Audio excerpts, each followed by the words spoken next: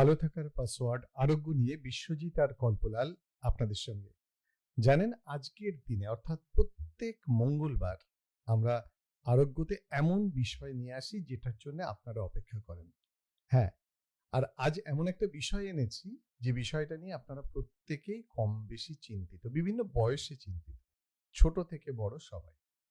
কারো দাঁত উঁচু, কারো দাঁতে ব্যথা, কারো দাঁত ফাঁকা হয়ে গেছে, কারো আবার খেতে গেলে দাঁতের মধ্যে খাবার বেঁধে যাচ্ছে, কেউ আবার খেলে ঠান্ডায় শিরশির করছে দাঁত। হাজার সমস্যা দাঁত নিয়ে, আর তার নানান ঘরোয়া ট্রিটমেন্টও পাড়ায়, বন্ধু বান্ধবের, পরিবারে চালু রয়েছে।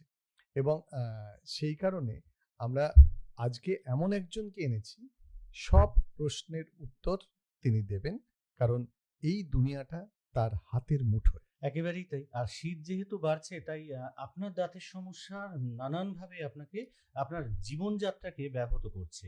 তো সেই জীবনযাত্রাকে ব্যাহত করা থেকে আমরা অর্থাৎ এই মঙ্গলবার আরোগ্যতে নিয়ে আসি তেমন কিছু ডাক্তারদের, যারা অন্তত আপনাদের লাইফস্টাইলটাকে একটু সহজ করে দেওয়ার চেষ্টা করেন। তেমনই বিশ্বজিৎ বলেই দিয়েছে, আজ আমাদের মধ্যে রয়েছেন একজন প্রখ্যাত ডেন্টিস্ট, ডক্টর পার্থ প্রতিম চৌধুরী, অ্যাসোসিয়েট প্রফেসর, অর্থোডন্সিয়া বিভাগ, ডাক্তার আর আহমেদ ডেন্টাল কলেজ ও হাসপাতাল।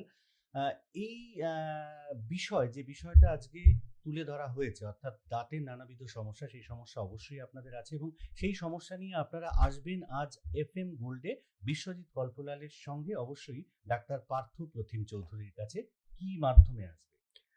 সরাসরি আসবেন আমাদের কাছে 22488085 এই নাম্বারে, অথবা আমাদের হোয়াটসঅ্যাপ করবেন 9903059992 এই নাম্বারে। আমাদের দুটো ফেসবুক পেজ চলছে এই মুহূর্তে, একটা হচ্ছে FM গোল্ড, আরেকটা হচ্ছে আকাশবাণী কলকাতা। এই দুটো পেজে গিয়ে লাইভ আপনারা অনুষ্ঠান দেখতে পারবেন এবং তার নিচে কমেন্ট সেকশনে গিয়ে আপনি আপনার প্রশ্ন করতে পারেন, তার উত্তর দেবেন আমাদের চিকিৎসক।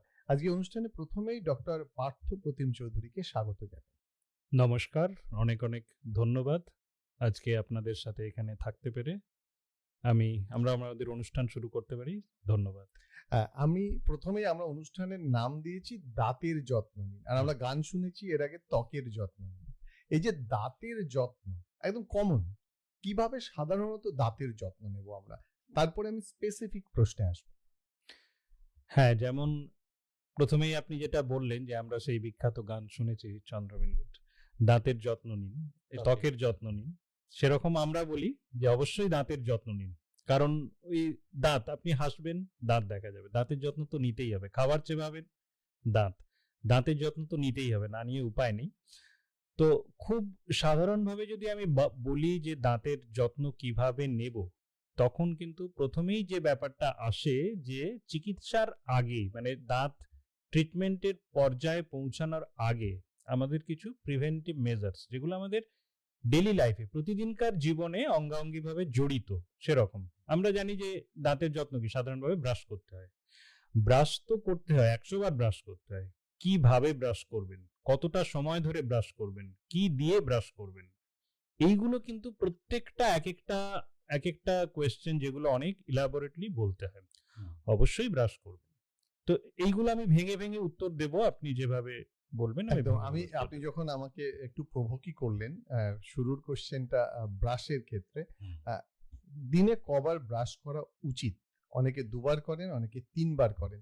তার সঙ্গে শুনবো কত মিনিট ব্রাশ করা উচিত। 100 বার। আমি একটা উদাহরণ দিই। আমার পেশেন্টরা কিছু আসে, ধরুন তাদেরকে বললাম যে এভাবে ব্রাশ করুন, আমি দেখানোর পরেও এবার পেশেন্ট এলো, পরের দিন দেখি আমি ওরাল হাইজিন যথারীতি খুব খারাপ। তো আমি বললাম যে আপনি একদমই ব্রাশ করছেন না। মানে ইনফ্যাক্ট মজা করে বলি, আপনি গত 2-3 দিনে যা যা খেয়েছেন আমি আপনার ডেন্টাল হেলথ থেকে সেটা বলতে পারি। পেশেন্ট বলছে, না ডাক্তারবাবু, আমি তো 2 বার করে ব্রাশ করি দিনে। আমি বললাম, দেখুন, আপনি 2 বার ব্রাশ করছেন না 10 বার ব্রাশ করছেন, তার চেয়েও ইম্পর্টেন্ট হচ্ছে ব্রাশ করার পর আপনার দাঁত পরিষ্কার হচ্ছে কিনা। এটা কিন্তু সেলফ মনিটরিং। প্রথম দিকে যদি আপনার মনে হয় যে আমার দাঁত ওরাল হাইজিন ঠিক মতো মেনটেন হচ্ছে না, অবশ্যই আপনি দেখুন, বাড়িতে আয়না আছে, আপনি দেখুন যে আমার দাঁতে ময়লা লেগে আছে কিনা। কারণ দাঁত ব্রাশ করার উদ্দেশ্যই হচ্ছে দাঁতের উপর যেন খাবার জমে না থাকে। কারণ এই যে আমাদের খাবার জমে থাকছে, সফট ফুড, এগুলো কিন্তু খাবারগুলো পচছে ওখানে, ওই জায়গাতে ওখানে অ্যাসিড তৈরি হচ্ছে, ব্যাকটেরিয়াল একটা এনভায়রনমেন্ট তৈরি হচ্ছে, স্যালাইভাতে যে মিনারেলস আছে সেই সল্টগুলোর উপর ডিপোজিট হচ্ছে, এবং যেটা করছে যে মাড়ির সমস্যা করছে এবং দাঁতে কেরিস বা ক্যাভিটি করছে। এই দুটোই কিন্তু ওরাল হাইজিন ঠিকমতো মেনটেন না করার সবচেয়ে বড় দুটো কনসিকোয়েন্স, যে ক্যাভিটি হওয়া দাঁতে এবং মাড়ির রোগ হওয়া। আচ্ছা, ব্রাশ করা, হ্যাঁ আপনি যেটা বললেন যে ব্রাশ করা, আমরা বলি ইউজুয়ালি দিনে অ্যাটলিস্ট 2 বার ব্রাশ করুন। 2 বার ব্রাশ করুন কখন? রাত্রে খাওয়ার পরে অবশ্যই ব্রাশ করুন। কারণ কি, আমরা খাবারের পরে একটা মেজর মিল, সেটা আমাদের মেজর মিলের পরে কিন্তু সারা রাত আমরা কিন্তু মুখ পরিষ্কার রাখছি না, তখন আমাদের স্যালাইভারি ফ্লো কমে যায় আমরা যখন ঘুমাই। ফলে স্যালাইভারিতে অনেক অ্যান্টিব্যাকটেরিয়াল মেটেরিয়ালস থাকে, তার ফ্লোটাও কমে যায়, ফলে ব্যাকটেরিয়ার এগেনস্টে ফাইট করাটাও কমে যায়। সে কারণেই বলি অবশ্যই যে ফলে সারা রাত ধরে খাবারের পচন হচ্ছে, তাতে কিন্তু ড্যামেজ বেশি হচ্ছে।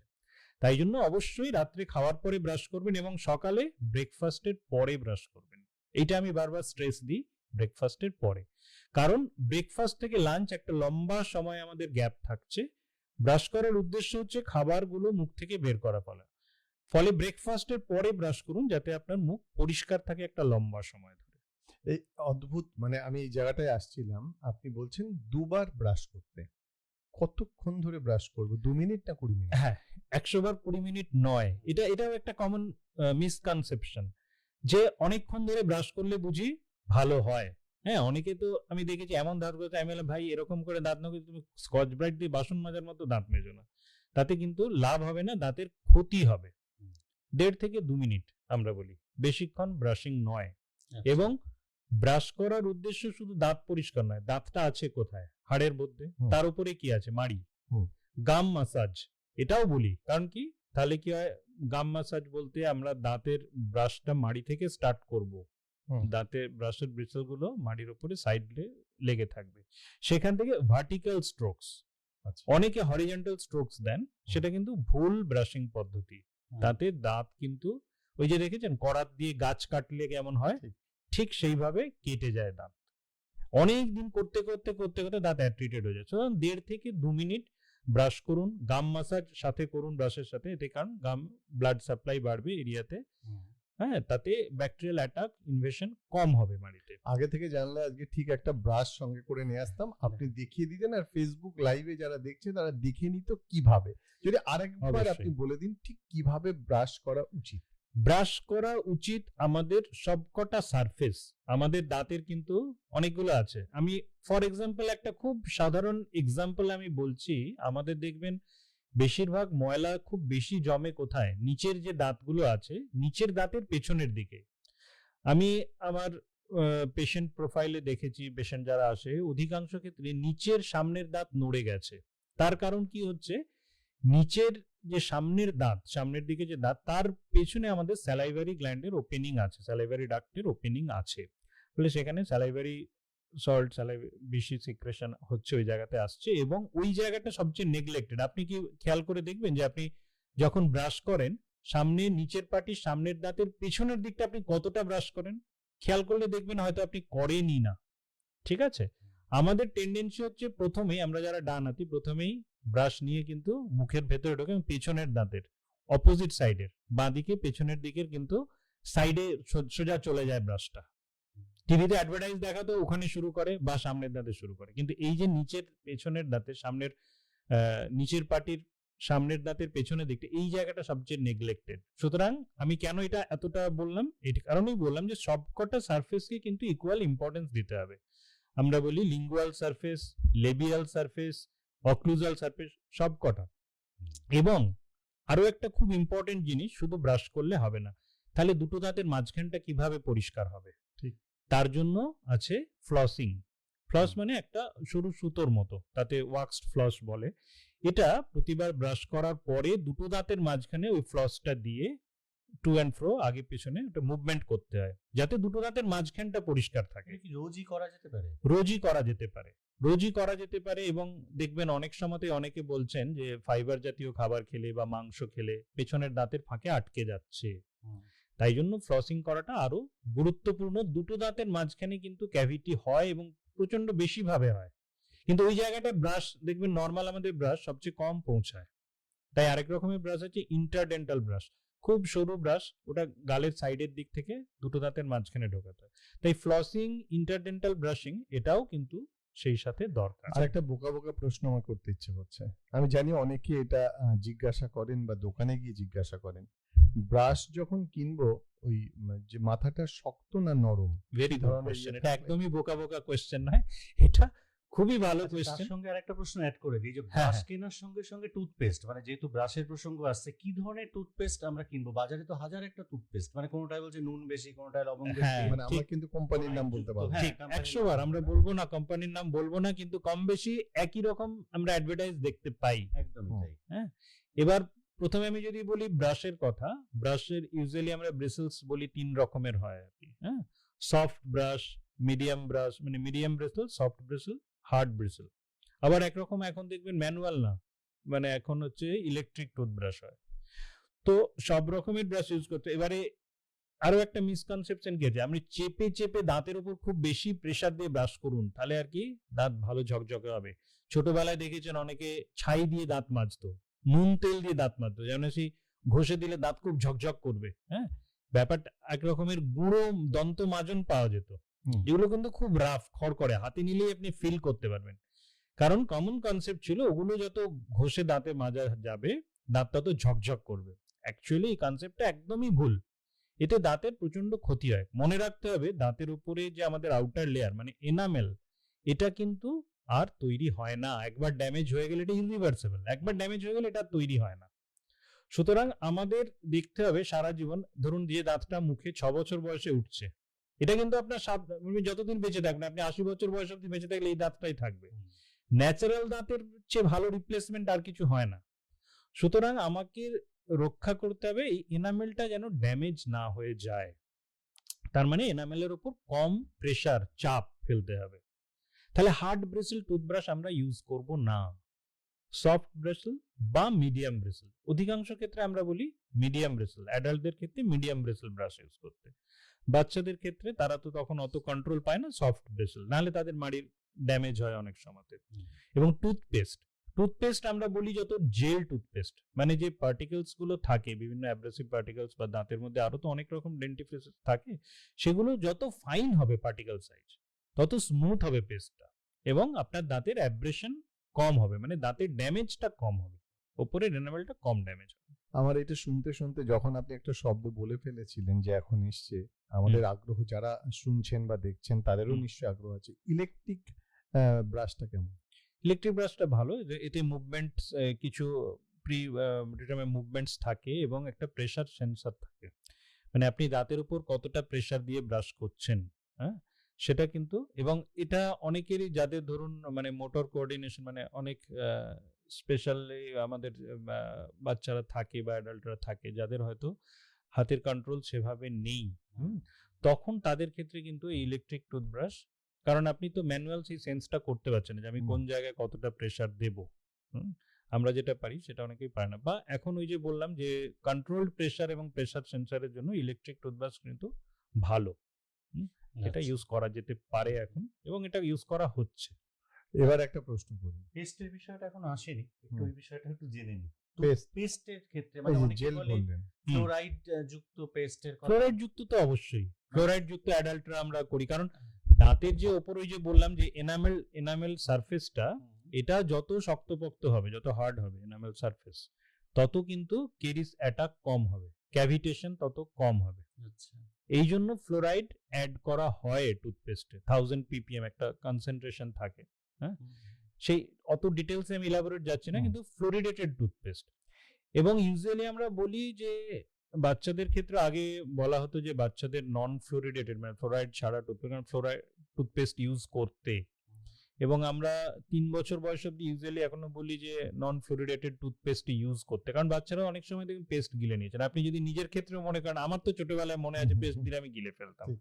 মুখের মধ্যে, আর গলাটা ঠান্ডা হয়ে যেত, একটা পেপারমেন্ট এফেক্ট হতো, এবং ওইটা অনেক সময় সিস্টেমে কিছু কিছু প্রবলেম হয়, বাচ্চাদের অ্যাবডোমিনাল ক্র্যাম্পস হয়, ফ্লোরাইড ইনজেকশন করে ফেলে, খেয়ে ফেলে।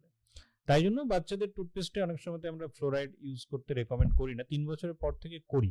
তো বাচ্চাদের ক্ষেত্রে কনসেন্ট্রেশনটা একটু কম থাকে ফ্লোরাইডের, 450 to 650 ppm এরকম, আবার অ্যাডাল্টদের ক্ষেত্রে 1000 ppm।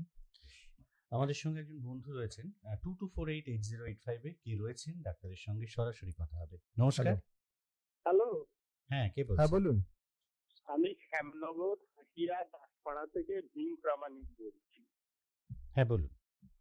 বলছি যে আমার একটাই জিজ্ঞাসা ডাক্তারবাবুর কাছে, যে এই শীতকালে মানে ঠান্ডা জল খেলে পরে দাঁতে কিন্তু খুব কনকন কনকন করে, কি করলে এটা থেকে মুক্তি পাবো?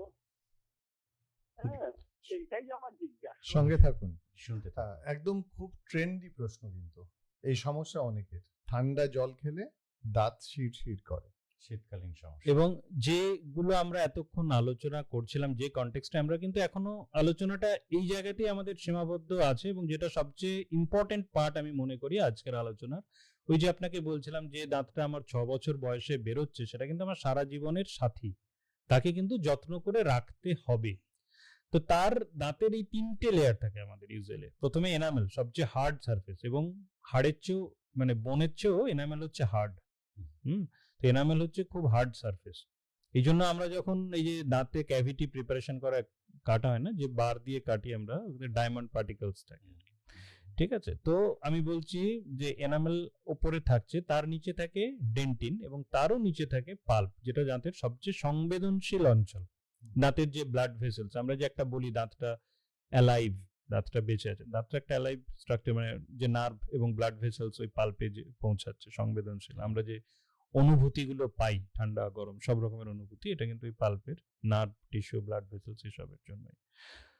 ফলে কি হচ্ছে যে এনামেল লেয়ারটা ড্যামেজ, এই যে বললাম যে বিভিন্ন ভাবে এনামেল লেয়ার ড্যামেজ হতে পারে কেউ, এবং তার ক্ষেত্রে এটা ম্যাক্সিমাম ক্ষেত্রে দেখেছে 80 থেকে 90% ক্ষেত্রে, কি তারও বেশি হচ্ছে ফল্টি ব্রাশিং, ঠিক ভুলভাবে ব্রাশ করার জন্য, এবং যে মাধ্যম দিয়ে আমি ব্রাশ করছি। ওই যে বললেন উনি যে কোন ব্রিসেল ইউজ করব, হার্ড ব্রিসেল দিয়ে করলে দাঁতের ক্ষতি হচ্ছে। আপনি বললেন যে কি পেস্ট ইউজ করব, আমি যদি নুন তেল দিয়ে ঘষি, ছাই দিয়ে ঘষি, বা এখন মানে আগেকার পেস্ট অনেক রাফ ছিল আর কি, বা দন্ত মাজন, এগুলো ব্যবহার করলে কিন্তু দাঁতের ড্যামেজ হয়। আমি যদি হরিজন্টাল স্ট্রোকস দাঁতের ওপর দিই, দাঁতের ড্যামেজ হয়। তাই ঠিক পদ্ধতিতে ব্রাশ না করলে ওনার যেটা এনামেল ড্যামেজ হয়েছে, এবং ড্যামেজটা তারপরে থামেনি, অল্প ড্যামেজ হলো, আমি প্রোটেকশন নিলাম, বিভিন্ন রকমের ফিলিং মেটেরিয়াল আছে, বা তখন তার টেকনিকে কিছু চেঞ্জ করলাম, তখন ঠিক আছে। কিন্তু যখন অলরেডি ওটা ড্যামেজ হয়ে গেছে, ওটা কিন্তু রিগ্রো করবে না নিজে থেকে। এখন অনেক রিমিনারেশন টুথপেস্ট আমরা ইউজ করি, যেগুলো দিয়ে প্রিভেন্ট করে।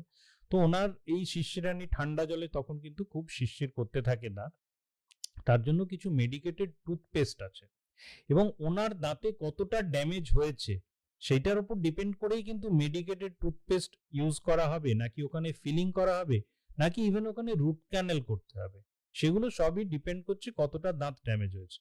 বা খুব সাধারণভাবে বললে কিছু মেডিকেটেড টুথপেস্ট যেগুলো এই হাইপার সেন্সিটিভিটি কমায়, সেইগুলো ইউজ করতে আচ্ছা, হবে। দাঁতের ড্যামেজ ধরুন হলো না, এখনো হয়নি, কিন্তু আমি কি শুরু থেকেই এটা ডেন্টিস্টের পরামর্শ মতো এই ধরনের টুথপেস্ট ব্যবহার না করতে পারি? না না, দরকার নেই। হ্যাঁ, মেডিকেটেড টুথপেস্ট আমরা কাউকে বলি না যে সারা জীবন ব্যবহার করুন। আচ্ছা, স্পেসিফিক ধরুন আপনার মানে কোনো মেডিসিন, এটাও তো একটা মেডিসিন, আপনি কি কোনো মেডিসিন, আপনার কোনো রোগ হয়নি, সিমটম হয়নি, তখন কি আপনি খাবেন? খাবেন না। যদি ড্যামেজ হয়, প্রবলেম হয়, তখন অবশ্যই মানে ডাক্তারবাবুর পরামর্শ মতো কিন্তু আপনাকে সেটা ইউজ করতে হবে। একটা বিষয় খালি জানতে চাইবো, এই যে আপনি বলছিলেন দাঁত ঠান্ডা জল খেলে শিরশির করে, তো সেটার কি ঘরোয়া কোনো চিকিৎসা পদ্ধতি আছে? ঘরোয়া সেইভাবে আমি বলবো না, অনেক সময়তে কিছু মানে ওই যে লবঙ্গের তেল অনেকে ইউজ করে, সেটা ব্যথার জন্য, সেটা কিছু নার্ভ ডিসেন্সিটাইজার হয় টেম্পোরারি, সে টেম্পোরারি রিলিফের জন্য, সেগুলো কখনোই আমি বলবো না যে সেগুলো কোনো পার্মানেন্ট রিলিফ আর কি। আচ্ছা, দাঁতে স্কিলিং করাটা দাঁতের জন্য কতটা প্রয়োজন? খুব ভালো, দাঁতে স্কেলিং অবশ্যই প্রত্যেকের বছরে একবার, 6 মাসে একবার করাই দরকার। কারণ স্কেলিং মানে কি, মানে স্কেলিং দাঁতের উপরে আমাদের প্রত্যেকেরই, আমি বলছি সে যেই হোক, যত ভালোভাবেই আমরা ব্রাশ করি না কারণ একটা স্যালাইভারি সল্ট ডিপোজিশন হয়, খুব সামান্য হলেও দাঁতে খাবার আমাদের লেগে থাকে, তার উপর ধীরে ধীরে স্যালাইভা, কারোর হয়তো প্রসেসটা খুব স্লো, কেউ যদি খুব ভালোভাবে ওরাল হাইজিন মেনটেন করে। এবার এটা যে শুধু আপনার ওরাল হাইজিন মেনটেন করার উপর ডিপেন্ড করে তা নয়, এবার স্যালাইভারি ফ্লো, কার স্যালাইভারি ফ্লো কেমন, কার স্যালাইভারি কনসিস্টেন্সি কেমন, থিকনেস কেমন, হ্যাঁ, মিনারেল ডিপোজিশন কার কিরকম রেটে, টুথ সারফেসটা কেমন, স্মুথ সারফেস হলে সেখানে কম ডিপোজিট হবে ক্যালকুলাস প্লাক। আবার যদি কারোর দাঁতের মরফোলজি একটু রাফ হয়, অনেকেরই হয়, তখন কিন্তু তার একটা সেই জায়গায় একটা রাফ সারফেসে একটা কি আমাদের স্টেন পড়ে, আটকে যায়, যে কোনো ময়লা জমে বেশি, সেই টেন্ডেন্সিটা বেশি থাকে। স্কেলিং করা মানে দাঁতের উপরে যে ক্যালকুলাস, মানে শক্ত হয়ে যাওয়া, ক্যালকুলাসটা তো একদিনে তৈরি হয় না। প্রথমে একটা প্লাক তৈরি হয়, মানে ফুড ডেব্রিস জমলো, তার সাথে একটা মাইক্রো অর্গানিজমস, মানে 150 থেকে 500 রকমের মাইক্রো অর্গানিজমস সেখানে, ব্যাকটেরিয়া সেখানে থাকতে পারে শুধু, এবং তার উপরে স্যালাইভারি সল্ট, হ্যাঁ, যেগুলো আমি বলছি স্যালাইভা থেকে সিক্রেশন, এগুলো সব মিলিয়ে কিন্তু ক্যালকুলাস, মানে এক রকমের শক্ত জিনিস দাঁতের উপরে তৈরি হচ্ছে।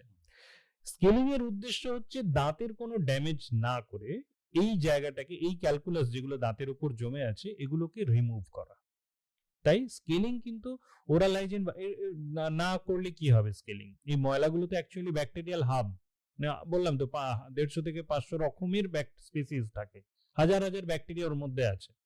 তারা সবসময় কিন্তু দাঁত এবং মাড়ির যে জাংশন, এখানে কিন্তু তারা সবসময় ড্যামেজ করছে, মাড়ির ক্ষতি করছে। এবার কি মাড়ির নিচে কি আছে, আমাদের হাড়টাকে নষ্ট করছে। তাহলে দাঁতের যে ফাউন্ডেশন, মানে হাড়ের মধ্যে তো দাঁতটা থাকছে, তাহলে সে হাড়টা যদি নষ্ট হয়ে যায়, তাহলে দাঁতটা নড়ে যাবে, মাড়ি নেমে যাবে, এটাকে আমরা বলি অ্যাটাচমেন্ট লস। তাই স্কেলিং না করলে ময়লা জমলে প্রথমে জিঞ্জিভাইটিস, তারও পরের প্রগ্রেসিভ স্টেজ হচ্ছে দাঁতের মাড়ি নেমে যাচ্ছে, মানে পেরিওডন্টাইটিস, এগুলো মানে মাড়ি ফুলে যাচ্ছে, মাড়ি দিয়ে রক্ত পড়ছে, হ্যাঁ, মাড়ি ফুলে যাচ্ছে, এই রোগগুলো তখন হবে। তাই স্কেলিং করতে হবে। আচ্ছা, বন্ধু রয়েছেন আমাদের সঙ্গে, একজন কে রয়েছেন? হ্যালো, হ্যালো, নমস্কার। নমস্কার। আমি বীরভূম জেলার অন্তর্গত ইলামবাজার সন্নিকট ঘুরিশা থেকে রহমান বলছিলাম। বলুন। আমি ডায়াবেটিস এবং হাইপারটেনশনের রোগী। তো আমার দাঁতের এই শীতকাল এলে সেনসিটিভ হয় আর একটু ব্যথা ব্যথা ভাব থাকে। গত বছর ডাক্তার দেখিয়েছিলাম, উনি মেডিকেটেড একটা পেস্ট দিয়েছিলেন। তা আবার এই সময়টাতে আবার এই শুরু হচ্ছে। তো আমি বলতে চাইছিলাম, তো প্রতি বছরই এইভাবে দেখাতে হবে আর ওই মেডিকেট দিয়ে কাজ চালাতে হবে নাকি অন্য কিছু ট্রিটমেন্ট করাতে হবে? সঙ্গে থাকুন। হ্যাঁ, বেশ, ঠিক আছে, নমস্কার। নমস্কার। হ্যাঁ, আপনি মেডিকেটেড টুথপেস্ট ডাক্তারবাবু আপনাকে দিয়েছে, সেটা ঠিকই আছে, তাতে অবশ্যই সাময়িকভাবে আপনার সেন্সিটিভিটি গুলো কমে যাবে, কম হবে, কিন্তু আমরা যেটা বলি তারপরে স্ট্রেস দিই যে ডেফিনিটিভ ট্রিটমেন্ট, কেন আপনার সেন্সিটিভিটিটা হচ্ছে, কোন দাঁতে কতটা ড্যামেজ হয়েছে, মানে ড্যামেজটা কত অবধি পৌঁছাচ্ছে, মানে এনামেল লেয়ারটা ড্যামেজ ওই ডেন্টিন, বা ডেন্টিন নাকি ডেন্টিন ছাড়িয়ে পাল্প অবধি পৌঁছে গেছে, তখন শুধু সেন্সিটিভিটি হবে না, ব্যথাও হবে। এবং ডায়াবেটিক রোগীদের ক্ষেত্রে কিন্তু মাড়ির সমস্যা একটা হয়, বড় একটা সমস্যা হয়। তো ডায়াবেটিক রোগীদের আমাদের হোস্ট ইমিউন রেসপন্স, মানে অনেক রকম ফ্যাক্টর থাকে, যে ডায়াবেটিক রোগীদের কিন্তু মাড়ির যত্ন বেশি করে নিতে হয়, তাতে মাড়ির সমস্যা তাদের কিন্তু একটা ক্রনিক প্রবলেম। এবার মাড়ি এবং দাঁত দুটোর কিন্তু আলাদা আলাদা ব্যাপার। তাহলে আমি অন্য প্রশ্নে যাব ভাবছিলাম। প্রচুর মানুষ এখন, মানে আমি একটা ফেসবুক পেজে দেখছি 2K এর বেশি এখন লাইভ দেখছেন। আচ্ছা, অনেক মানুষ দেখছেন আমাদের অনুষ্ঠান। কিন্তু আপনি যেহেতু বললেন যে ডায়াবেটিস পেশেন্টদের কথা, প্রচুর মানুষ আছে তো যারা ডায়াবেটিস, যারা নিয়ন্ত্রণে, যাদের অনিয়ন্ত্রণে, তো তারা দাঁতের যত্নের জন্য কি করবে? তাদের অবশ্যই একটু বেশিভাবে ওরাল হাইজিন বেশি মেটিকুলাসলি মেনটেন করতে হবে, এবং যে ড্যামেজটা হয় এবং তার অবশ্যই যেটা প্রাইমারি রোগ সেটাকে কিন্তু কন্ট্রোল করতে হবে, মানে ডায়াবেটিস কন্ট্রোলে রাখতে হবে। মানে সুদীপ্ত বাগ তিনি আমাদের লিখেছেন, অনেকে প্রচুর প্রশ্ন লিখেছেন। তিনি বলছেন আমাদের যে নুন আর তেল দিয়ে দাঁত মাজলে কি উপকার হয়? না, ওই যে আমি এটা কিন্তু আমরা শুরুতেই যেগুলো বলছি মিসকনসেপশন, মানে ভুল যে ধারণাগুলো, কয়েকটা ভুল ধারণা আছে, তার মধ্যে এটা একটা অন্যতম ভুল ধারণা। যে প্রচন্ড ক্ষতি হয়, প্রচন্ড ক্ষতি হয়। আপনাকে লজিক দিয়ে ভাবতে হবে যে তেল দিলে কি হবে, দাঁতের ওপর কি তেল দিলে কোনো পলিশিং হবে? হবে না। নুন দিলে কি হবে? নুনটা তো খুব রাফ, খুবই রাফ নুনের পার্টিকেলস, মানে নুনের দানা আপনি এক একটা আলাদা করে চোখে দেখতে পাবেন, এতটাই বড় এবং রাফ পার্টিকেলস থাকে নুনের। তার মানে আপনি ভাবুন না, আপনি একটা জিনিসকে ঘষছেন যেটা খুব রাফ, সেটা দিয়ে ঘষলে তার মানে উপরের লেয়ারটা উঠে যাবেই, মানে যেতে বাধ্য যে কোনো জায়গায়। আপনি দেখেছেন সিমেন্টের পুকুর পাড় বাঁধানো থাকে, সিমেন্টে বাঁধানো, দিনের পর দিন ওখানে মাটির কলসি রাখুন, সেই মাটির কলসি রেখেও দেখবেন ওখানে সিমেন্টের উপর দাগ হয়ে যাচ্ছে। সিমেন্ট তো খুব হার্ড স্ট্রাকচার, মাটির কলসি সেখানে, কিন্তু দিনের পর দিন রাখুন, দেখবেন গ্রামের দিকে বা কোনো পুকুরের দিকে, কখনো খেয়াল করেছেন কিনা জানি না, কিন্তু এটা হয়। সুতরাং এইরকম ভাবেই নুন তেল দিয়ে কিন্তু দাঁতের ড্যামেজ হয়, তাই একদমই নুন তেল ইউজ করবেন না, কোনোভাবেই রেকমেন্ড করবে না, এবং আঙুল দিয়েও ব্রাশ করবেন না। আরেকটা প্রশ্ন খুব গুরুত্বপূর্ণ, অনেকেই হয়তো এই প্রশ্নের জন্য অপেক্ষা করে আছেন। 4 বছর বয়সী বাচ্চাদের ক্ষেত্রে কি ধরনের টুথপেস্ট ব্যবহার করা উচিত? অনুপম ঘোষ জানতে চাইছেন। আমরা বলি 5-এর নিচে যে শিশুরা, তারা কি ধরনের হ্যাঁ, টুথপেস্ট? যেটা আমরা বললাম যে ফ্লোরিডেটেড টুথপেস্ট ইউজ করতেই পারেন 3 বছরের ওপর থেকে। এবার হচ্ছে যে কতটা টুথপেস্ট নেব। হ্যাঁ, বাচ্চাদের ক্ষেত্রে আমরা 3 বছর অবধি আমরা বলি জাস্ট একটা স্মিয়ার লেয়ার, মানে একটা জাস্ট হালকা লেয়ার ব্রাশের ওপরে দিতে হবে। তারপরে মানে 5 থেকে 6 বছর যখন বয়স হলো, তখন একটা পিনাট সাইজের, মটর দানা সাইজের ছোট। বড়দের ক্ষেত্রে আমরা কতটা নেব? একটু বেশি লেংথের টুথপেস্ট নেব, কিন্তু কখনোই আমরা বাচ্চাদের ক্ষেত্রে প্রচুর পরিমাণে টুথপেস্ট নেব না, এবং ফ্লুরিডেটেড টুথপেস্ট নেব 3 বছরের ওপর থেকে নেব, কিন্তু এই যে বললাম যে তার ফ্লোরাইড কনসেন্ট্রেশনটা কম থাকবে। বাচ্চারা কিন্তু, কারণ কেন ফ্লুরিডেটেড টুথপেস্ট ইউজ করা উচিত? বাচ্চারা খুবই কেরিস প্রন হয়, কারণ তাদের খাদ্যাভ্যাসটার জন্য। এবং পেরেন্ট কাউন্সিলিং ভেরি ইম্পর্টেন্ট।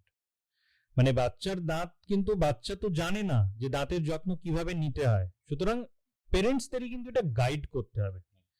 আর আপনি একটু আগে বললেন যে আঙুল দিয়ে, হাত দিয়ে যে দাঁতের মাজার মানে বারণ করলেন, কিন্তু মারি ম্যাসাজের ক্ষেত্রে তো আমি অনেককে শুনেছি যে একটুখানি আঙুল দিয়ে ম্যাসাজ করে তারপরে হ্যাঁ, সেটা করতে পারে, কিন্তু আমরা ব্রাশের ব্রিসেলটা আমরা বললাম যে ব্রাশের ব্রিসেলের মাথাটা ডিরেক্টলি নয়, সাইডটা, ওটা প্রেস করে স্টার্টিং কিন্তু করতে হবে মাড়ির ওপর থেকে, মাড়ির ওপর থেকে দাঁতের ওপরে নামতে হবে। মানে প্রথমে স্টার্টিংটা হবে মাড়ি থেকে, মাড়ি থেকে এসে, এবং এই যে আরেকটা দাঁত পরিষ্কারের সাথে সাথে টাং ক্লিনিং, এটাও কিন্তু ইম্পর্টেন্ট। হ্যাঁ, এবার অনেকে দেখছেন যে মাড়ি দিয়ে রক্ত পড়ছে, না মাড়ি দিয়ে রক্ত পড়ছে ব্রাশ করবো না, বা ফ্লস করলে রক্ত পড়ছে, সেই সময় কিন্তু আরো বেশি করে ওরাল হাইজিন মেনটেন করতে হয়। রক্ত পড়ছে মানে দিট ইজ আনন্যাচারাল কন্ডিশন, মানে ওখানে একটা ইনফেকশন আছে, সেখানে পরিষ্কার করতে হবে। অবশ্যই ডাক্তারবাবুর পরামর্শ নিতে হবে, কিন্তু তাই বলে ব্রাশ করা থামিয়ে দেওয়া চলবে না। কারণ আঙুল দিয়ে আপনি ভেবে দেখুন না, দুটো দাঁতের ফাঁকে যে খাবার জমে আছে, আঙুল কি সেটা পরিষ্কার করতে পারবে? সেটা পারবে না। হ্যাঁ, এই আঙুলেরও উপকারিতা কখন আছে? যখন বাচ্চাদের ক্ষেত্রে, বাচ্চাদের কত ক্ষেত্রে, মানে দাঁতও বেরোয়নি 6 মাসের আগে, 6 মাস বয়সে প্রথম দাঁত বেরোচ্ছে, তার আগে কিন্তু মাড়ি, শুধু মাড়ি, গাম প্যাডস। কিন্তু আমাদের প্রথম ব্যাকটেরিয়া 6 থেকে 8 ঘন্টার মধ্যে মুখে চলে আসে। সুতরাং গাম প্যাডও ক্লিন করতে হয়। তখন কি বলি আমরা পেরেন্টসদের, একটা সফট স্টেরাইল গজ বা তুলো নিয়ে হালকা জলে ভিজিয়ে ওটা ময়েস্ট করে বাচ্চার গামের ওপর দিয়ে হালকা করে ক্লিন করতে।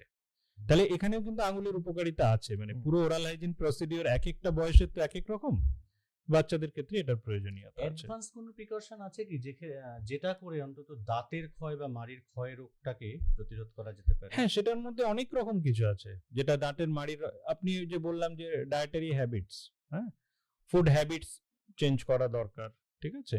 এবার দেখতে হবে কারোর কোনো প্যারাফাংশনাল হ্যাবিটস আছে কিনা। অনেকে দেখবেন অনেক রকম কিছু, কেউ নখ খাচ্ছে, হ্যাঁ, কেউ পেনের ডাঁটি চেবাচ্ছে, এগুলোকে প্যারাফাংশনাল হ্যাবিটস বলছে। অনেক রকমের হ্যাবিটস থাকে, সেগুলো দেখতে হবে, রুল আউট করতে হবে। কারোর কারোর আবার দেখবেন সিভিয়ার অ্যাট্রিশন হয় দাঁতে, নাইট গ্রাইন্ডিং, রাত্রেবেলা ঘুমের মধ্যে দাঁত কিড়মির করছে, তাতে কিন্তু দাঁত ড্যামেজ হচ্ছে। এবার দেখতে হবে যে কারণটা কি, তার দাঁতের যে ক্ষয় হচ্ছে, এবার ক্ষয় রোগ হচ্ছে দু রকমের হতে পারে। ক্ষয় বলতে আপনি বলতে পারেন যে দাঁতের ওপরে যে অ্যাব্রাশন, এনামেলটা উঠে যাচ্ছে, এটা একটা ক্ষয় রোগ। আর এটা যে দাঁতে ক্যাভিটি হচ্ছে, সেটা ক্ষয় রোগ। আপনি ধরুন এই অফিসে আছেন, সকালে ব্রেকফাস্ট করে গেছেন বাড়ি থেকে, একটু স্ন্যাক্স খেয়ে নিলাম, কিছু চানাচুর চেয়ে একটা কেক খেয়ে নিলাম, এই যে চটচটে স্টার্চ যেগুলো আর কি, মিষ্টি জাতীয় খাবার, কেক তো কিন্তু লেগে থাকছে, কেক বিস্কুট এগুলো কি সহজে দাঁতের ওপর থেকে যায়? আচ্ছা যায় না। আবার ফাইব্রাস ফুড থাকে কিছু, ধরুন আপনি একটা শশা খেলেন, তাই না, এগুলো আমরা বলি ফাইব্রাস ফুড, ডিটারজেন্ট ফুড, যেগুলো আর কি কোনো স্টিকি ফুড খাওয়ার পরে খাওয়া উচিত। ভালো তাহলে ভালো দাঁতের জন্য বা দাঁত ভালো রাখার জন্য কি ধরনের ফুড হ্যাবিটস দরকার? ইন বিটুইন ইন্টারমিডিয়েন্ট খাওয়ার হ্যাবিট, এটা ছেড়ে দিলেই ভালো। যদি আপনার একান্তই খাওয়ার হয় ইচ্ছা, তারপরে কিন্তু খাওয়ার পরে খুব ভালোভাবে মুখ ধুতে হবে। আমি তখন আর না ঠিক আছে পরে ধুয়ে নেব বা এই গাফিলতিটা করলে চলবে না, কারণ ওই যে খাবারটা ওখানে আটকে থাকছে ওটা কিন্তু ইনস্ট্যান্ট ওর কাজ শুরু করে দিচ্ছে, ইনস্ট্যান্ট ওর ক্ষতি করা শুরু করছে। আমি এরকমও শুনেছি যে চা খাওয়ার পরেও নাকি বলেছে একটা সার্টেন টাইম পরে মুখটা ধুয়ে মানে অন্তত হ্যাঁ, কুচি করে। হ্যাঁ, আপনি তো চায়ের মধ্যে চিনি দিয়ে খাচ্ছেন, চিনি চায়ের ছাড়া মধ্যে- যদি খাই হ্যাঁ খেতে পারেন, না, অসুবিধা সেক্ষেত্রে নেই। আবার আপনি হুম, চিনি ছাড়া লিকার খান, হুম, হ্যাঁ আমি হুম। বলবো না, হুম। কিন্তু আপনি যখন দুধ চিনি দিয়ে খাচ্ছেন একটা চা, তখন কিন্তু যে কোনো সুগার ইনটেকে কিন্তু আপনার দাঁতের ক্ষতি করছে, সুইটেনিং যে কোনো আচ্ছা, প্রোডাক্ট আর কি।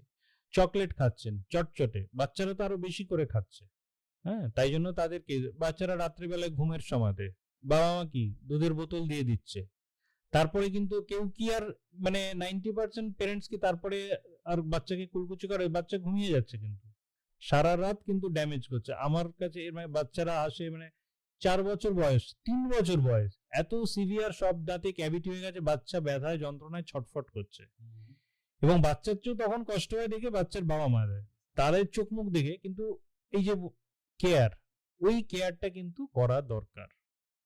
তাই এই যে বাচ্চারা দাঁতে রাত্রেবেলায় দুধ খেয়ে শুচ্ছে, তাতে কিন্তু ভয়ঙ্কর দাঁতের ক্ষতি হচ্ছে। তাই জন্যই আমরা বলি কিন্তু মুখটা ধুয়ে ফেলতে হবে।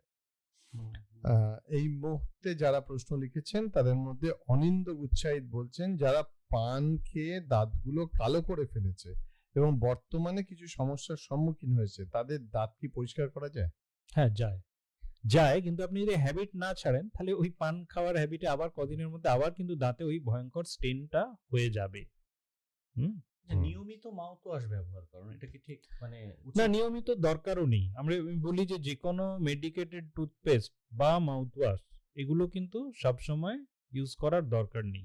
আমরা বলি একটা ওরাল মাইক্রোবায়োটা, ওরাল, সেগুলো কিন্তু সেটা প্রিজার্ভ করা দরকার। আমাদের তো কিছু গুড ব্যাকটেরিয়া, বেনিফিশিয়াল ব্যাকটেরিয়া থাকে, তাই সবসময় কিন্তু মানে ওভারজিলাস হয়ে যেখানে দরকার নেই, যাদের ক্ষেত্রে ট্রিটমেন্ট বেশি দরকার বেশি করুন। এটা কিন্তু এখন ট্রেন্ড, লেটেস্ট, মানে আমরা বলি এখন individualise treatment approach, preventive dentistry, যেটা ইন্ডিভিজুয়ালাইজ ট্রিটমেন্ট অ্যাপ্রোচ, যার জন্য যেটা দরকার সেটা করতে হবে, কিন্তু সবাইকে এক ক্যাটাগরিতে ফেললে হবে না।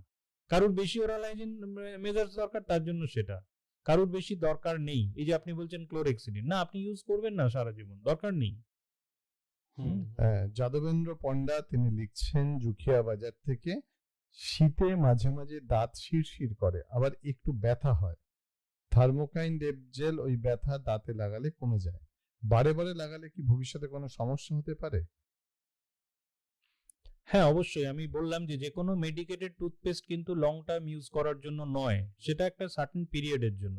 কিন্তু আপনার যদি রুট কজ মানে আপনার কেন হচ্ছে এই যে দাঁতে শিরশির করছে, তার কজটা যদি আমরা রুল আউট না করি, এবং ওই যে অনেকটা করে ক্যাভিটি হয়ে গেছে দাঁতে, বললাম যে করে দেয়, এবার অনেকের অ্যাসিডিটি টেন্ডেন্সি বেশি থাকে, তাদের ক্ষেত্রেও কিন্তু দাঁতে ইরোশন মানে দাঁত আর মাড়ির জাংশনে সেখানে কিন্তু ক্যাভিটি হয়ে যায়, স্যালো ক্যাভিটিস, যেগুলোকে আমরা ক্লাস 5 আমাদের কিছু টার্মিনোলজি আছে, কিন্তু ক্ষয়ে যায়। যারা খুব বেশি কোল্ড ড্রিঙ্কস খান, হ্যাঁ কার্বনেটেড ড্রিঙ্কস, অ্যারেটেড ড্রিঙ্কস, মানে রিসেন্টলি আমি আমার এক পেশেন্ট যিনি বাইরে থাকেন আর কি, হ্যাঁ, তো তার আমি দেখছি যে অনেকগুলো এরকম দাঁতে মানে এমনি ওরাল হাইজিন ওভারঅল ভালো তার, তিনি ইলেকট্রিক ব্রাশ ইউজ করেন, সেন্সার মানে খুব চেপে চেপে ব্রাশ করেন না, ব্রাশিং টেকনিক উনি ফলো করেন, হ্যাঁ সবকিছু করেন, কিন্তু প্রতিটা দাঁতের সাইডে ম্যাক্সিমাম দাঁতের ওই রকম ক্যাভিটি, কেরিস নেই কিন্তু ক্যাভিটি মানে দাঁতের ক্ষয়ে গেছে। তো হিস্ট্রি নিয়ে দেখলাম, তারপর নানা কিছু কথাবার্তায় তিনি প্রচন্ড ভাবে কোল্ড ড্রিঙ্কস খান আর কি, খুবই কোল্ড ড্রিঙ্কস খান, মানে দিনে অত্যধিক, মানে নর্মালের চেয়ে ছেড়ে দিন, মানে তার দিনে কনজাম্পশন আমাকে ক্যালকুলেট করে আমি, তো তার ক্ষেত্রে এটাই কারণ। আচ্ছা, এরকম একটা প্রশ্ন আছে, তবে সেটা কোল্ড ড্রিঙ্কস না, লেবু নিয়ে। তুহিন দে বলছেন লেবু খাওয়ার পর দাঁত টকে যায়, এর জন্য কি করা যেতে পারে? আবার তিনি আরো কোশ্চেনটা যোগ করেছেন, লেবু খাওয়ার পর দাঁত খসখস হয়ে যায়, বাতাবি লেবু, তেঁতুল এসব খাওয়ার পর কি খেলে দাঁতের এই খসখসে ভাব দূর হবে, যদি বলেন প্লিজ।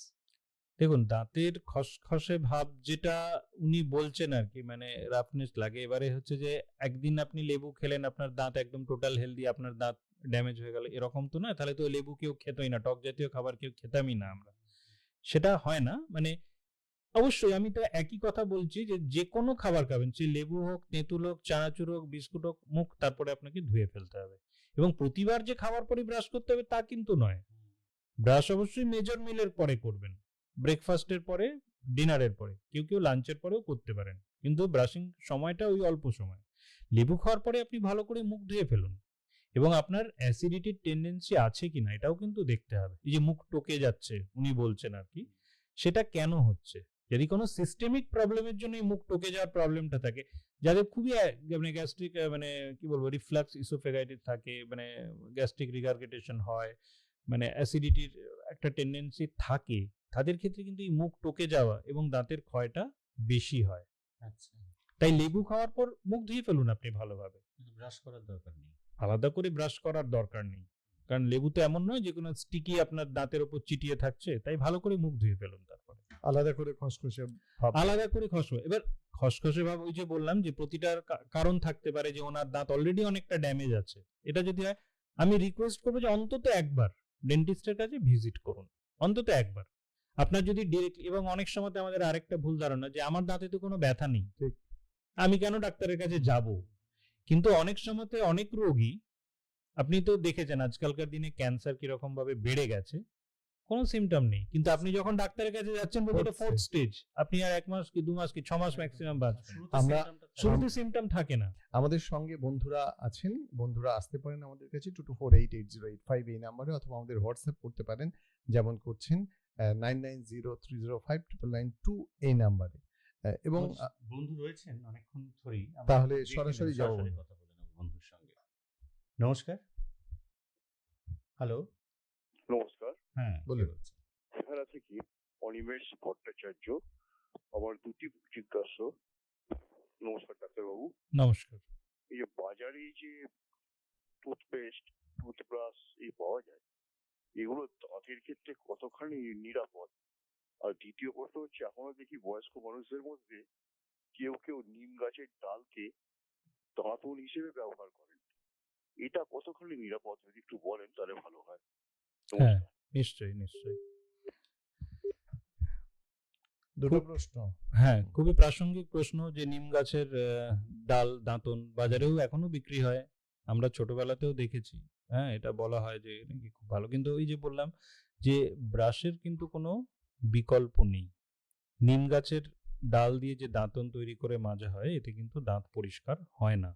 এটা একদম প্রথমেই মাথায় নিয়ে নিতে হবে যে ব্রাশের কোনো বিকল্প নেই। ব্রাশ মানে ব্রাশ, আঙুল নয়, নুন তেল নয়, ছাই নয়, নিম দাঁতন নয়, পেয়ারা পাতা নয়, কিছু নয়, ডিরেক্টলি ব্রাশ। এবং ব্রাশের এখন ভালো ভালো ডিজাইন বেরিয়ে গেছে, অবশ্যই সেগুলো সায়েন্টিফিক যে ডিজাইন, জিগজ্যাগ ব্রিসেলস, কারণ কোনো কোনো দেখবেন কিছু ব্রিসেলস এর হাইট বেশি, কিছুটা কম। হ্যাঁ, তো সেগুলো সবগুলোর উদ্দেশ্য হচ্ছে যত বেশি সম্ভব দাঁতের সারফেসে কন্ট্যাক্টে আসার জন্য আর কি। কারণ আমাদের দাঁতের সারফেস কি একই রকম, সব জায়গাতে একরকম নয়, কোথাও একটু উঁচু, কোথাও নিচু, কোথাও গোল, কোথাও ভেতরের দিকে, মানে এই যে সব সারফেস গুলোকে টাচ করার জন্য কিন্তু ব্রাশের ব্রিসেল ডিজাইন গুলো চেঞ্জ হচ্ছে। ব্রাশ ফ্লেক্সিবল, ফ্লেক্সিবল হলে কি হয়, আপনার দেখবেন মাথাটা ফ্লেক্সিবল, অ্যাডভার্টাইজ দেখেছেন, ঠিক আছে, তারা অ্যাডভার্টাইজ করছে 100 বার, কিন্তু ফ্লেক্সিবিলিটির কিছু সুবিধাও আছে, মানে ব্রাশটা অনেক পেছন অব্দি আপনি সহজে পৌঁছাতে পারছেন। ব্রাশের হেডটা যদি ছোট হয়, অনেকটা এরিয়া অব্দি পৌঁছানো যাচ্ছে, পেছনে অব্দি পৌঁছানো যাচ্ছে। কারণ অনেক সময়তেই দেখা যায় কারোর 7 নম্বর বা 8 নম্বর দাঁত, 8 নম্বর দাঁত অব্দি ব্রাশ পৌঁছাচ্ছে না, সেখানে খাবার জমে কিন্তু ক্যাভিটি হচ্ছে, মাড়ির প্রবলেম হচ্ছে, সমস্যা হচ্ছে। আর পেস্ট, আমি যা কিছু একইবার বলছি যে অনেক কিছু গিমিক আপনারা দেখতে পাবেন, যে দাঁতের মধ্যে নুন আছে কিনা, পেস্টের মধ্যে নুন আছে কিনা, পেস্টের মধ্যে চারকোল আছে কিনা, এরকম নানা রকম আপনি দেখতে পাবেন। তো সেগুলো কিন্তু আমি বারবারই বলছি, সেগুলো কিন্তু অনেকটাই বেশিরভাগটাই বিজ্ঞাপনী চমক। হ্যাঁ, বিজ্ঞাপনী চমক যেটা আপনার আছে সেটাকে যদি আপনি খুব হাইলাইট করেন যে আমার এটা আছে, আমার এটা আছে, তার মানে একটা সাইলেন্ট কোথাও বার্তা দেওয়া হয় যে বাকিদের এটা নেই, আমার এটা আছে। কিন্তু সব টুথপেস্টেরই বেসিক কম্পোজিশন কিন্তু সেম, এটা মাথায় রাখতে হবে। তাই আলাদা করে মানে আপনার কোনো ব্র্যান্ডের প্রতি স্পেসিফিক মানে প্রেফারেন্স থাকতেই পারে, কিন্তু মানে আলাদা করে ডিফারেন্স নেই। আমি সবসময় বলবো যেটা মেন যেটা দেখার কথা যে আপনি জেল টুথপেস্ট ইউজ করছেন কিনা, এটাই। প্রচুর প্রশ্ন আসছে, তার মধ্যে 80% প্রশ্ন হচ্ছে দাঁত শিরশির করে, যেটা এই আলোচনায়- শীতকালে যেটা সমস্যা আর কি। কিন্তু আমরা আরেকটা প্রশ্ন যাব। বিধান মল্লিক, 55 বছর বয়স, আসানসোল থেকে লিখছেন, হুম। প্রায় অধিকাংশ দাঁত নড়ছে ও নানা রকম সমস্যায় সব দাঁত তুলে দিয়ে নতুন দাঁত প্রতিস্থাপন করা সম্ভব হলে তার সুবিধা অসুবিধা ও খরচ কেমন, কোথায় করানো উচিত? কোথায় করানো উচিত তো আমরা আলাদা করে বলবো না, যে সরকারি একদম। হসপিটালে। একদম, হ্যাঁ, 100 বার খুব রেলিভেন্ট প্রশ্ন। এবার হচ্ছে যে ওনার সব দাঁত নড়ছে বলে উনি বলছেন, তো প্রথমেই এটা ডায়াগনোজ করতে হবে কিন্তু যে দাঁত যে সব নড়ছে, কেন নড়ছে। দাঁতের ফাউন্ডেশন হচ্ছে বোন, হাড়ের মধ্যে দাঁতগুলো থাকছে। আপনি গাছের গোড়ায় মাটি আছে, মাটিটা যদি সরে যায় গাছটা তো নড়ে যাবে। এই যে হাড়টা ড্যামেজ হচ্ছে কারণ কি? ওনার কোনো সিস্টেমিক রোগ আছে নাকি ডায়াবেটিস আছে? সব ক্ষেত্রেই কিন্তু হাড়ের ক্ষতি হয়। এবার আমরা দাঁত নড়ে গেছে, হয় সেই দাঁত নড়া দাঁতকে এখন মানে রাখার অনেক রকমের পদ্ধতি আছে, বা সবগুলো হয়তো নড়েনি, কিছু দাঁত রেস্টোর করা যেতে পারে। আমি যদি ধরেই নিলাম যে ওনার বক্তব্য অনুযায়ী সব দাঁত নড়ে গেছে, সব দাঁত তুলে ফেলতে হচ্ছে, তাহলে কেন নড়ে গেছে এই কারণটা জানাটা দরকার। যে সিস্টেমিক রোগ, যেটা বললাম যে ডায়াবেটিসের ক্ষেত্রে কিন্তু যে ড্যামেজ বেশি হয়, সেখানে বোন রিজর্পশনও বেশি হয়, তাহলে আমার যে প্রতিস্থাপন করব নকল দাঁত, সেটা কিন্তু সেই ফ্যাক্টরটা তখন মাথায় রাখতে হবে। এবার যদি আমি সমস্ত কিছু প্রতিস্থাপন করি, ধরুন কোনো দাঁতই মুখের মধ্যে নেই, মানে কমপ্লিটলি ইডেনচুলার সিচুয়েশন যেটা আমরা বলছি, তখন উপর নিচের দুপাটি দাঁত বাঁধানো যায়, যেটা আমরা কনভেনশনাল টেকনিক, বাঁধানো দাঁত। কিন্তু এই রকম বাঁধানো দাঁত হচ্ছে, আপনি কাঠের পা দেখেছেন তো, কাঠের পা নিয়ে আপনি হাঁটতে পারবেন, কিন্তু তার এফিসিয়েন্সি কত? 20% ন্যাচারাল দাঁতের। তাহলে এখন যেটা বেরিয়েছে যে আপনি ইমপ্ল্যান্ট সাপোর্টেড প্রস্থেসিস, দাঁতের মধ্যে মাড়ির মধ্যে টাইটানিয়াম স্ক্রু লাগিয়ে তার উপরে ডেঞ্চার করলে তার স্টেবিলিটি, ডেঞ্চার বা ফিক্সড ব্রিজ করলে তার স্টেবিলিটি কিন্তু অনেক বেশি, অনেক ভালোভাবে পেশেন্ট সেটা খাওয়ার কাজে ব্যবহার করতে পারেন। কারণ এমনি নর্মাল যেটা খোলা পড়ার ডেঞ্চার, তার কিন্তু একটা বড় সমস্যা হচ্ছে নিচের পাটিতে হাড়টা অনেকটা ফ্ল্যাট হয়ে যায় সব দাঁত তোলার পরে, এবং জিভ সবসময় চায় ওটাকে ঠেলে বাইরে বের করে দেয়। ফলে এটা পেশেন্টের ক্ষেত্রে একটা মানে অভ্যাসের ব্যাপার, কি কত স্কিলফুলি ওরাল মাসেলস এর সাথে কোঅর্ডিনেট করে ওটাকে মুখের মধ্যে মেনটেন করতে পারছেন এবং ওটা দিয়ে খেতে পারছেন। আচ্ছা, আরো একজন বন্ধু রয়েছেন আমাদের সঙ্গে, টেলিফোনে কে রয়েছেন দেখে নি। নমস্কার। হ্যাঁ, আমার একটা প্রশ্ন আছে শুধু। ব্রাশ কতদিন অন্তর চেঞ্জ করতে হয়? খুব ভালো কথা, এইটা আমরা মিস করে গেছি এতক্ষণের আলোচনায়, বলা হয়নি। ইউজুয়ালি আমরা একটা ইন্টারভ্যাল বলি, 3 মাসে ব্রাশ চেঞ্জ করা উচিত। এবার কজন করি আমরা বলুন তো? হ্যাঁ, 3 মাসে কিন্তু আইডিয়ালি, এবং এই ব্রিসেল গুলো দেখতে হয়, চেক করতে হয় যে ব্রিসেল গুলোর অবস্থা কি রকম। ব্রিসেল গুলো মানে থেঁতলে গেছে, মাথাটা ছড়িয়ে গেছে চারিদিকে, তাহলে কিন্তু ব্রাশিং করার মূল উদ্দেশ্যটাই নষ্ট হয়ে যায়। তাই একটা অ্যাভারেজ টাইম আমরা যেটা মোটামুটি বলি যে 3 মাস পরে ব্রাশ চেঞ্জ করবেন। 3 মাসে দেখা যায় যথেষ্ট ওয়ারেন্টিয়ার হয়ে গেছে ব্রাশের ব্রিসেল। ব্রিসেলস অনেক সময় দেখা যায় 3 মাসও নষ্ট হয়নি, সেক্ষেত্রেও কি চেঞ্জ করে দেওয়া না, দরকার? সেক্ষেত্রে নয়। যদি ব্রাশের ব্রিসেলস আপনার নষ্ট হয়ে নিয়ে গেছে, অন্য তো কোনো কারণ নেই। ব্রাশ চেঞ্জ করার মূল উদ্দেশ্যই হচ্ছে যে ব্রিসেল গুলো নষ্ট হয়ে গেলে, ব্রিসেল গুলোই আপনার দাঁতের কন্ট্যাক্টে এসে ক্লিন করবে। অনেক সময় কোনো ব্রাশে দেখবেন ইন্ডিকেটর থাকে, যে ব্রিসেলের কালারই এতটা হয়ে গেলে 50% এর নিচে নেমে গেলে, তখন সেটা একটা ভিজুয়াল ইন্ডিকেটর থাকে অনেক সময়। আর জেনারেলি আমরা বলি যে 3 মাসে ইউজুয়ালি দেখা যায় যে নষ্ট হয়ে গেছে। 3 মাস পাল্টে দিতে হবে। 3 মাসে পাল্টে দিতে হবে। আপনি যদি বলেন যে হ্যাঁ আমার 3 মাসে ব্রিসেল তো ভালোই আছে, আমি কেন পাল্টাবো? ঠিক আছে, আপনি পাল্টান, আরো কিছুদিন পরে পাল্টান। কিন্তু আমি একটা অ্যাভারেজ টাইম বলছি যে 3 মাসে দেখা গেছে ওভারঅল একটা স্টাডিতে মানে যে নষ্ট হয়ে যায় ব্রিসেল গুলো। 3 মাসের জায়গায় আপনি 6 মাসে বদলাতে পারেন, কিন্তু বদলাতে পারেন। একই ব্রাশ আপনি 1 বছর ইউজ করতে পারেন না, আচ্ছা। তাতে কিন্তু পরিষ্কার উদ্দেশ্যটা সফল হবে না। আর দাঁত অনেকে সাদা করার একটা প্রচেষ্টা, মানে ধরুন হলদেটে ভাবটাকে কাটানোর হ্যাঁ, জন্য। দুটো, এটা দুটো হয় যেটা আপনি বলছেন। একটা হচ্ছে স্কেলিং, দাঁতের উপর স্টেন পড়ে, হ্যাঁ, এমনি ডেলির যে আমরা খাবার দাবার খাই তার জন্য হতে পারে। আমি তো বললাম যে ক্যালকুলাস, প্লাক এগুলো দাঁতের উপর জমলে হতে পারে।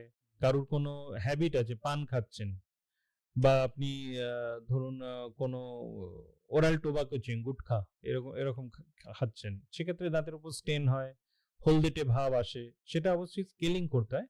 কিন্তু তারপরেও আপনি যেটা বলছেন যে অনেকের দাঁতের কালার কিন্তু সবার দাঁতের সেম থাকে না, সেটা আমাদের যে দাঁতের নিচে ওপরে এনামেল তার এবার তার সেটা কিছু দাঁতের রোগ থাকে, ভ্যারিয়েশন। হ্যাঁ ভ্যারিয়েশন থাকে, দাঁতের রোগ থাকে, একটা দাঁতের এনামেল ডিফেক্ট হয় যেটাকে অ্যামিলোজেনেসিস ইমপারফেক্টা বলে, ওপরের এনামেলটাই ডিফেক্টিভ হয়। কারুর আবার তার ডেন্টিন, তার নিচে যে ডেন্টিনোজেনেসিস ইমপারফেক্টা, মানে এগুলো দাঁতের বিভিন্ন রোগ, যাতে দাঁতের কালার চেঞ্জ হয়ে যায়। তখন যদি কারোর এমনি নর্মাল শেড একটু মানে ব্ল্যাকিশ বা ইয়েলোইশ থাকে, তখন আমরা একটা পদ্ধতি আছে ব্লিচিং, হ্যাঁ, ব্লিচ করে তখন দাঁতকে যে কোনো, মানে আপনি ব্লিচিং তো যে কোনো ক্ষেত্রে, আমি স্কিন ব্লিচিংও করে, ঠিক আছে, মানে জামা কাপড় ব্লিচিং করে, মেন কনসেপ্টে এটাই যে ব্লিচিং করে দাঁতের লেয়ার একটা টোন বা দুটো টোন আরো হোয়াইট করা। এবারে যে প্রশ্নটা করবো, এটা আমি বারবার আমার প্রশ্নগুলো করতে মনে হচ্ছে যে এটা করা উচিত হবে কিনা, সবাই হাসাহাসি করবে হয়তো শুনে।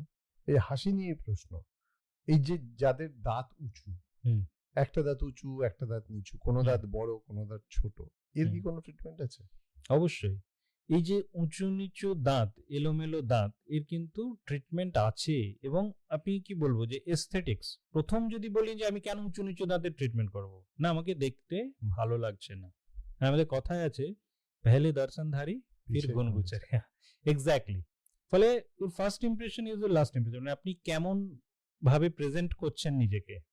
আপনি দেখবেন যে কোনো এই যে বিউটি শো হয় না, মিস ইন্ডিয়া বলুন, মিস ফেমিনা, সবেতেই কিন্তু দাঁত এর দিকে স্পেশাল নজর দেওয়া হয়।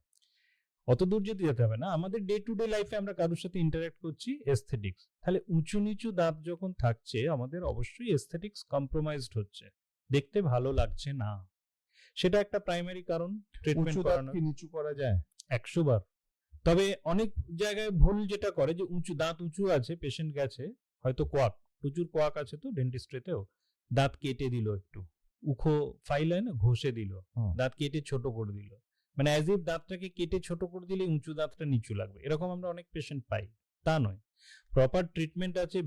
অনেকটা দেখি অনেকের দাঁতে ওই বর্ডারের কাটা তারের মতো ওরকম বেঁধে দেওয়া থাকে। হ্যাঁ, সেটা ভালো বলেছেন, বর্ডারের কাঁটা তারের মতো বেঁধে দেওয়া থাকে, সেটাকে বলে অর্থোডন্টিক ট্রিটমেন্ট, ব্রেসেস। 100 বার সেই ব্রেসেস ট্রিটমেন্ট করা যায়। এবং এই ব্রেসেস ট্রিটমেন্টেই কিন্তু আপনার ধরুন 28টা দাঁতের মুখের ওরাল এনভায়রনমেন্ট চেঞ্জ করা হয়। মানে এটাকে বলে অনেকটা, আপনি বলতে পারেন যে খোদার উপর খোদকারি বলি না, ওটা ভগবান একটা সেটিং দিয়ে পাঠিয়েছেন, ডাক্তারবাবু সেকে চেঞ্জ করে দিচ্ছেন। এই চেঞ্জ করাটা শুধু দাঁত চেঞ্জ করছেন না, কারণ দাঁতের সাথে কিন্তু ওই যে বললাম হাড়, চোয়াল, তার সাথে মাসেলস, সব কিছু একসাথে ইন্টার রিলেটেড। দাঁতটাকে চেঞ্জ করলেই হবে না, মাসেল বলবে ওকে চেঞ্জ করলে তাহলে আমি এর উপর এরকম প্রেসার দিয়ে আমি আবার চেষ্টা করবো ওকে আগে দিকে নিয়ে যাবে। হ্যাঁ, মানে কেউ খারাপ হয়ে যাচ্ছে, তখন সাইডের লোকেরা বলবে যে আরে এই তো আমার সঙ্গী ছিল, এখন আমাকে ছেড়ে ভালো হয়ে যাচ্ছে। তারাও কিন্তু তখন চেষ্টা করে যে ওই আগের অবস্থায় ফিরে আনতে। তাই অর্থোডন্টিক ট্রিটমেন্ট প্রপারলি ব্রেসেস দিয়ে করা যায়। এবং এই যেটা বললেন আপনি কাঁটা তারের মধ্যে, হ্যাঁ মেটাল ব্রেসেসে কিন্তু তাই, ওই দাঁতের উপর। কিন্তু এখন এতটাই অ্যাডভান্সড হয়ে গেছে এই চিকিৎসা পদ্ধতি, অ্যালাইনার্স আপনি ট্রান্সপারেন্ট প্লাস্টিকের শীট, যেটা কিন্তু আপনার দাঁতের উপরে লাগানো থাকলে কেউ বুঝতেও পারবে না যে আপনার দাঁতের অর্থোডন্টিক ট্রিটমেন্ট চলছে। আচ্ছা, উঁচু দাঁত নিচু হতে কতদিন সময় লাগবে? দেখুন, এটা ডিপেন্ড করছে, মানে পেশেন্ট টু পেশেন্ট ভ্যারি করে। তাও আমি বলে রাখি, মানে মিনিমাম 1 বছর তো সময় লাগেই, 1 থেকে 2 বছর আমরা বলি। আবার যেটা বলছেন যে শুধু ট্রান্সপারেন্ট ব্রেসেস যেমন আছে, মানে অ্যালাইনার্স, আবার লিঙ্গুয়াল ব্রেসেসও আছে, মানে দাঁতের পেছন দিক থেকে ব্রেসেস লাগানো যায়, তাহলে আপনি বাইরে থেকে কিচ্ছু দেখতে পাবেন না কেউ, এভাবেও হয়। কিন্তু শুধু যে এস্থেটিক্স তা নয়, ফাংশনাল প্রবলেম, অনেক পেশেন্ট আমরা দেখেছি, মানে উঁচু নিচু দাঁতের জন্য বা দাঁতের কামড় ঠিকমতো না পড়ার জন্য ঠিকমতো খাবার চেবাতে পাচ্ছে না।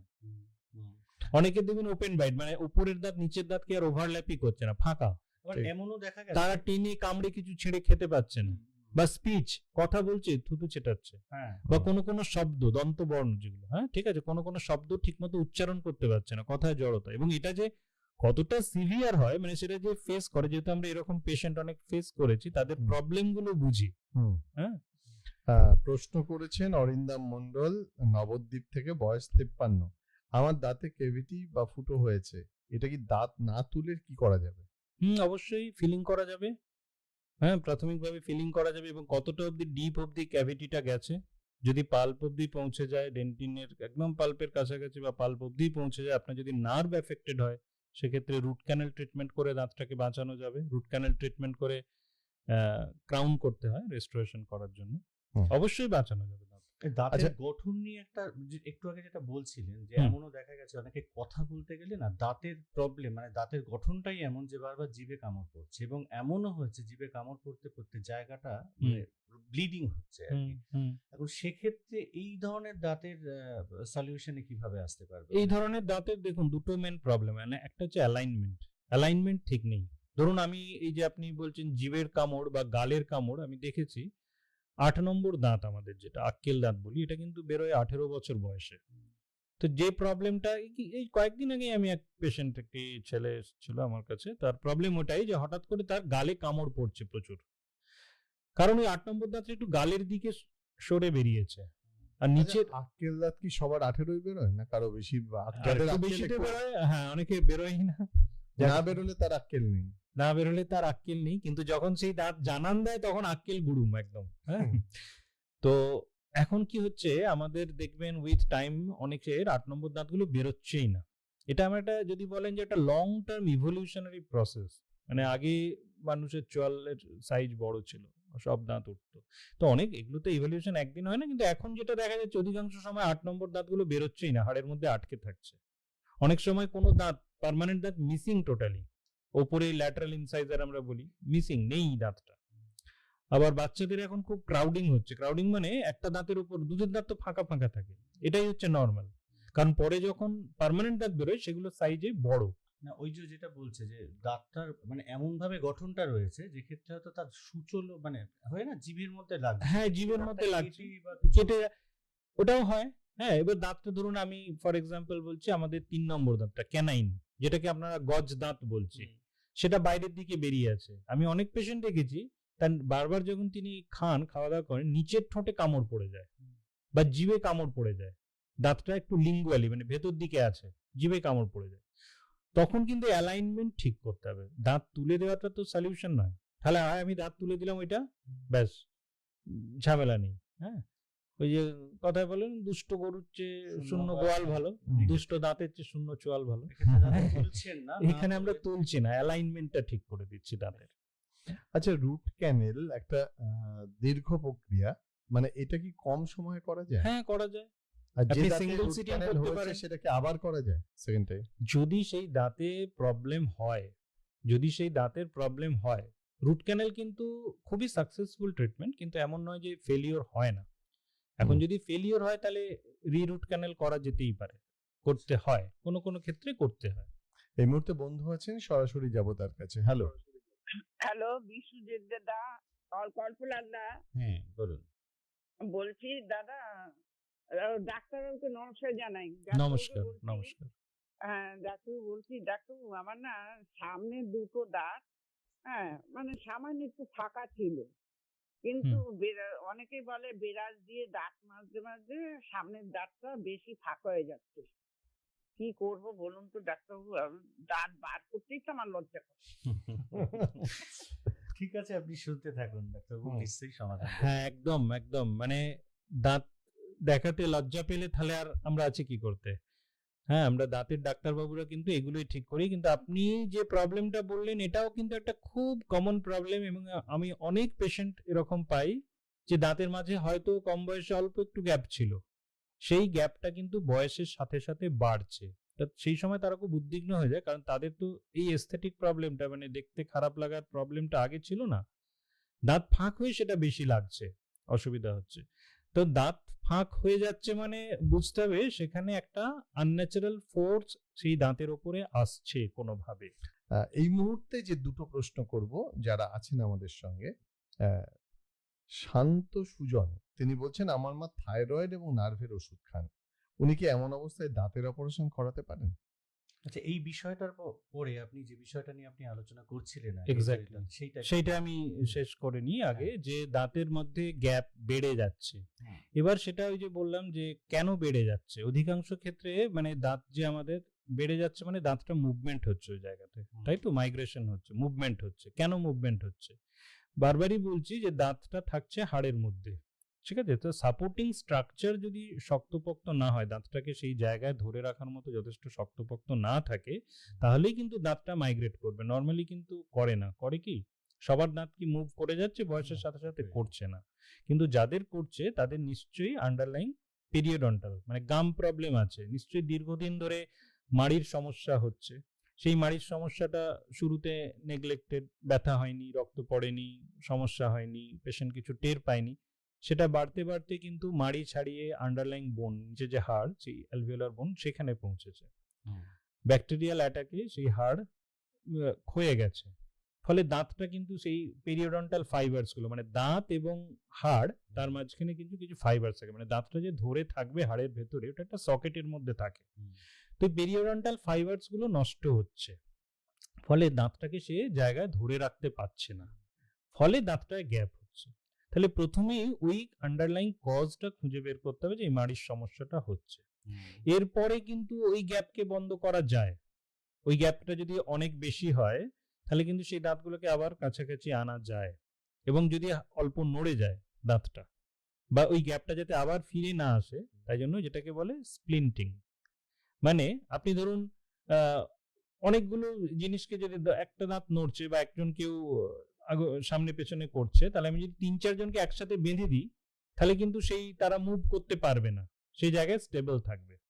ফলে আশেপাশের যে সলিড দাঁতগুলো আছে বা কম নড়া দাঁতগুলো আছে, সবগুলোকে আমরা দাঁতের পেছন থেকে, একটা বিভিন্ন মেটেরিয়াল আছে, ঠিক আছে, সেইগুলো দিয়ে আমরা স্প্লিন্টিং বলি। মানে সেটাকে একসাথে বেঁধে দেওয়া হলো দাঁতের পেছন থেকে, বাইরে থেকে কিচ্ছু বোঝা যাবে না। কিন্তু তাহলে আগে ওই স্পেসটা ক্লোজ করতে হবে যে গ্যাপগুলো তৈরি হয়ে গেছে, তারপর কিন্তু এই পেরিওডন্টাল স্প্লিন্টিং করা যেতে পারে। বেশ, তখন দাঁতটা আবার আগের জায়গায়, উনি যেটা বলছেন যে দাঁত দেখাতে লজ্জা পাচ্ছে, এবং এটা কিন্তু যে কোনো বয়সেই করা যায়।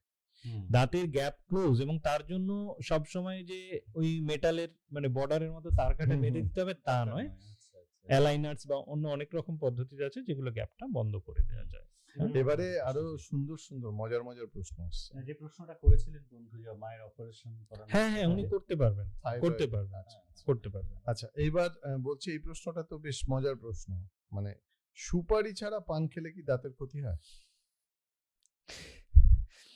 সুপারি, এখন হচ্ছে যে সুপারি যখন প্রসঙ্গটা উঠলো তখন বলি, সুপারি তো অবশ্যই একটা শক্ত জিনিস, দাঁতের অবশ্যই সেটা ড্যামেজ তো করছেই, তার সাথে অ্যারেকা নাট চিউইং এ আরেকটা যেটা হয় সেটা হচ্ছে ওরাল সাবমিউকাস ফাইব্রোসিস। হ্যাঁ, মানে আমাদের মুখটা আমরা খুলি তো, হাঁ করি, অনেকটাই মুখ খুলতে পারি, কিন্তু সেটা আমরা কজন, যখন মুখটা নর্মাল খুলছে আমরা তখনও কখনো খেয়াল করি না যে আমাদের এই মুখটা যদি আমরা খুলতে না পারি, যদি 1 আঙুলের বেশি মুখটা খুলতে না পারি, ছেড়ে দিন ফুচকা খাওয়ার কথা, আপনি নর্মাল খাবার দাবারই খেতে পারবেন না, ব্রাশ করা সবকিছু প্রবলেমেটিক হয়ে যাবে। এই যে আমি বিভিন্ন বাজার চলতি যে যা কিছু আপনি বলুন, পানে সুপারি খাওয়া বা গুটখার মধ্যে যেগুলো চুন সুপারি থাকে, এগুলো কিন্তু প্রচন্ড ক্ষতি করে। মানে আপনার যে গালের ভেতরে যে ফাইবারস গুলো থাকছে, মাসলগুলো, এগুলো কিন্তু স্টিফ হয়ে যাচ্ছে, এর যে নর্মাল ফ্লেক্সিবিলিটিটা চলে যাচ্ছে। এক্স্যাক্টলি, তখন আপনি মুখ খুলতে পারছেন না। তো সুপারির প্রসঙ্গ যখন উঠলো তখন এই কথাটা আমি বলি যে এটা কিন্তু ক্ষতি করছে। তবে আমি যে বারবারই বলছি যে কোনো হ্যাবিটই ভালো নয়। সে আপনি পান খাওয়া বলুন, পানের সাথে আপনি সুপারি দিয়ে খেলেন, কি জর্দা দিয়ে খেলেন, দোক্তা দিয়ে খেলেন, কি তামুক দিয়ে খেলেন, মানে যে কোনো হ্যাবিট, স্মোকিং থেকে যে কোনো হ্যাবিট, এই হ্যাবিট আমরা কখনোই বলি না যে এটা আপনার ভালো হ্যাবিট, আপনি খান। আরে একটা সমস্যা খুব দেখা যায়, সবার মধ্যেই কম বেশি দেখা যায়, যে দিনে হয়তো দুবার, যে আপনি ব্রাশ করার কথা বলছেন, ব্রাশ করলো, করার পরেও না মুখে একটা ব্যাড স্মেল থাকছে, মানে সেটা আমরা কারোর সঙ্গে কথা বলতে গেলে বুঝতে পারি। সেটা কি দাঁতেরই সমস্যা না অন্য কোনো? হ্যাঁ, হতে পারে লোকাল কজ, দাঁতের সমস্যা, মুখ পরিষ্কার হয়নি ঠিক মতো, একটা কারণ।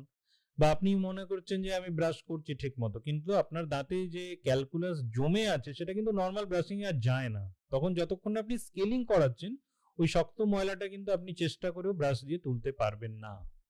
যখন ব্যাড স্মেল হচ্ছে, অবশ্যই তার লোকাল সিস্টেমিক কজ হতে পারে। হ্যাঁ, ইনডাইজেশনের প্রবলেম হতে পারে, ঠিক আছে। সিস্টেমিক কজের জন্য হতে পারে, লোকাল কজ হতে পারে। লোকাল কজের মধ্যে জেনারেলি পিরিয়ডন্টা মানে গাম প্রবলেমের জন্য সেটা হতে পারে। আমাদের সঙ্গে বন্ধু আছেন টেলিফোনে। নমস্কার। হ্যালো।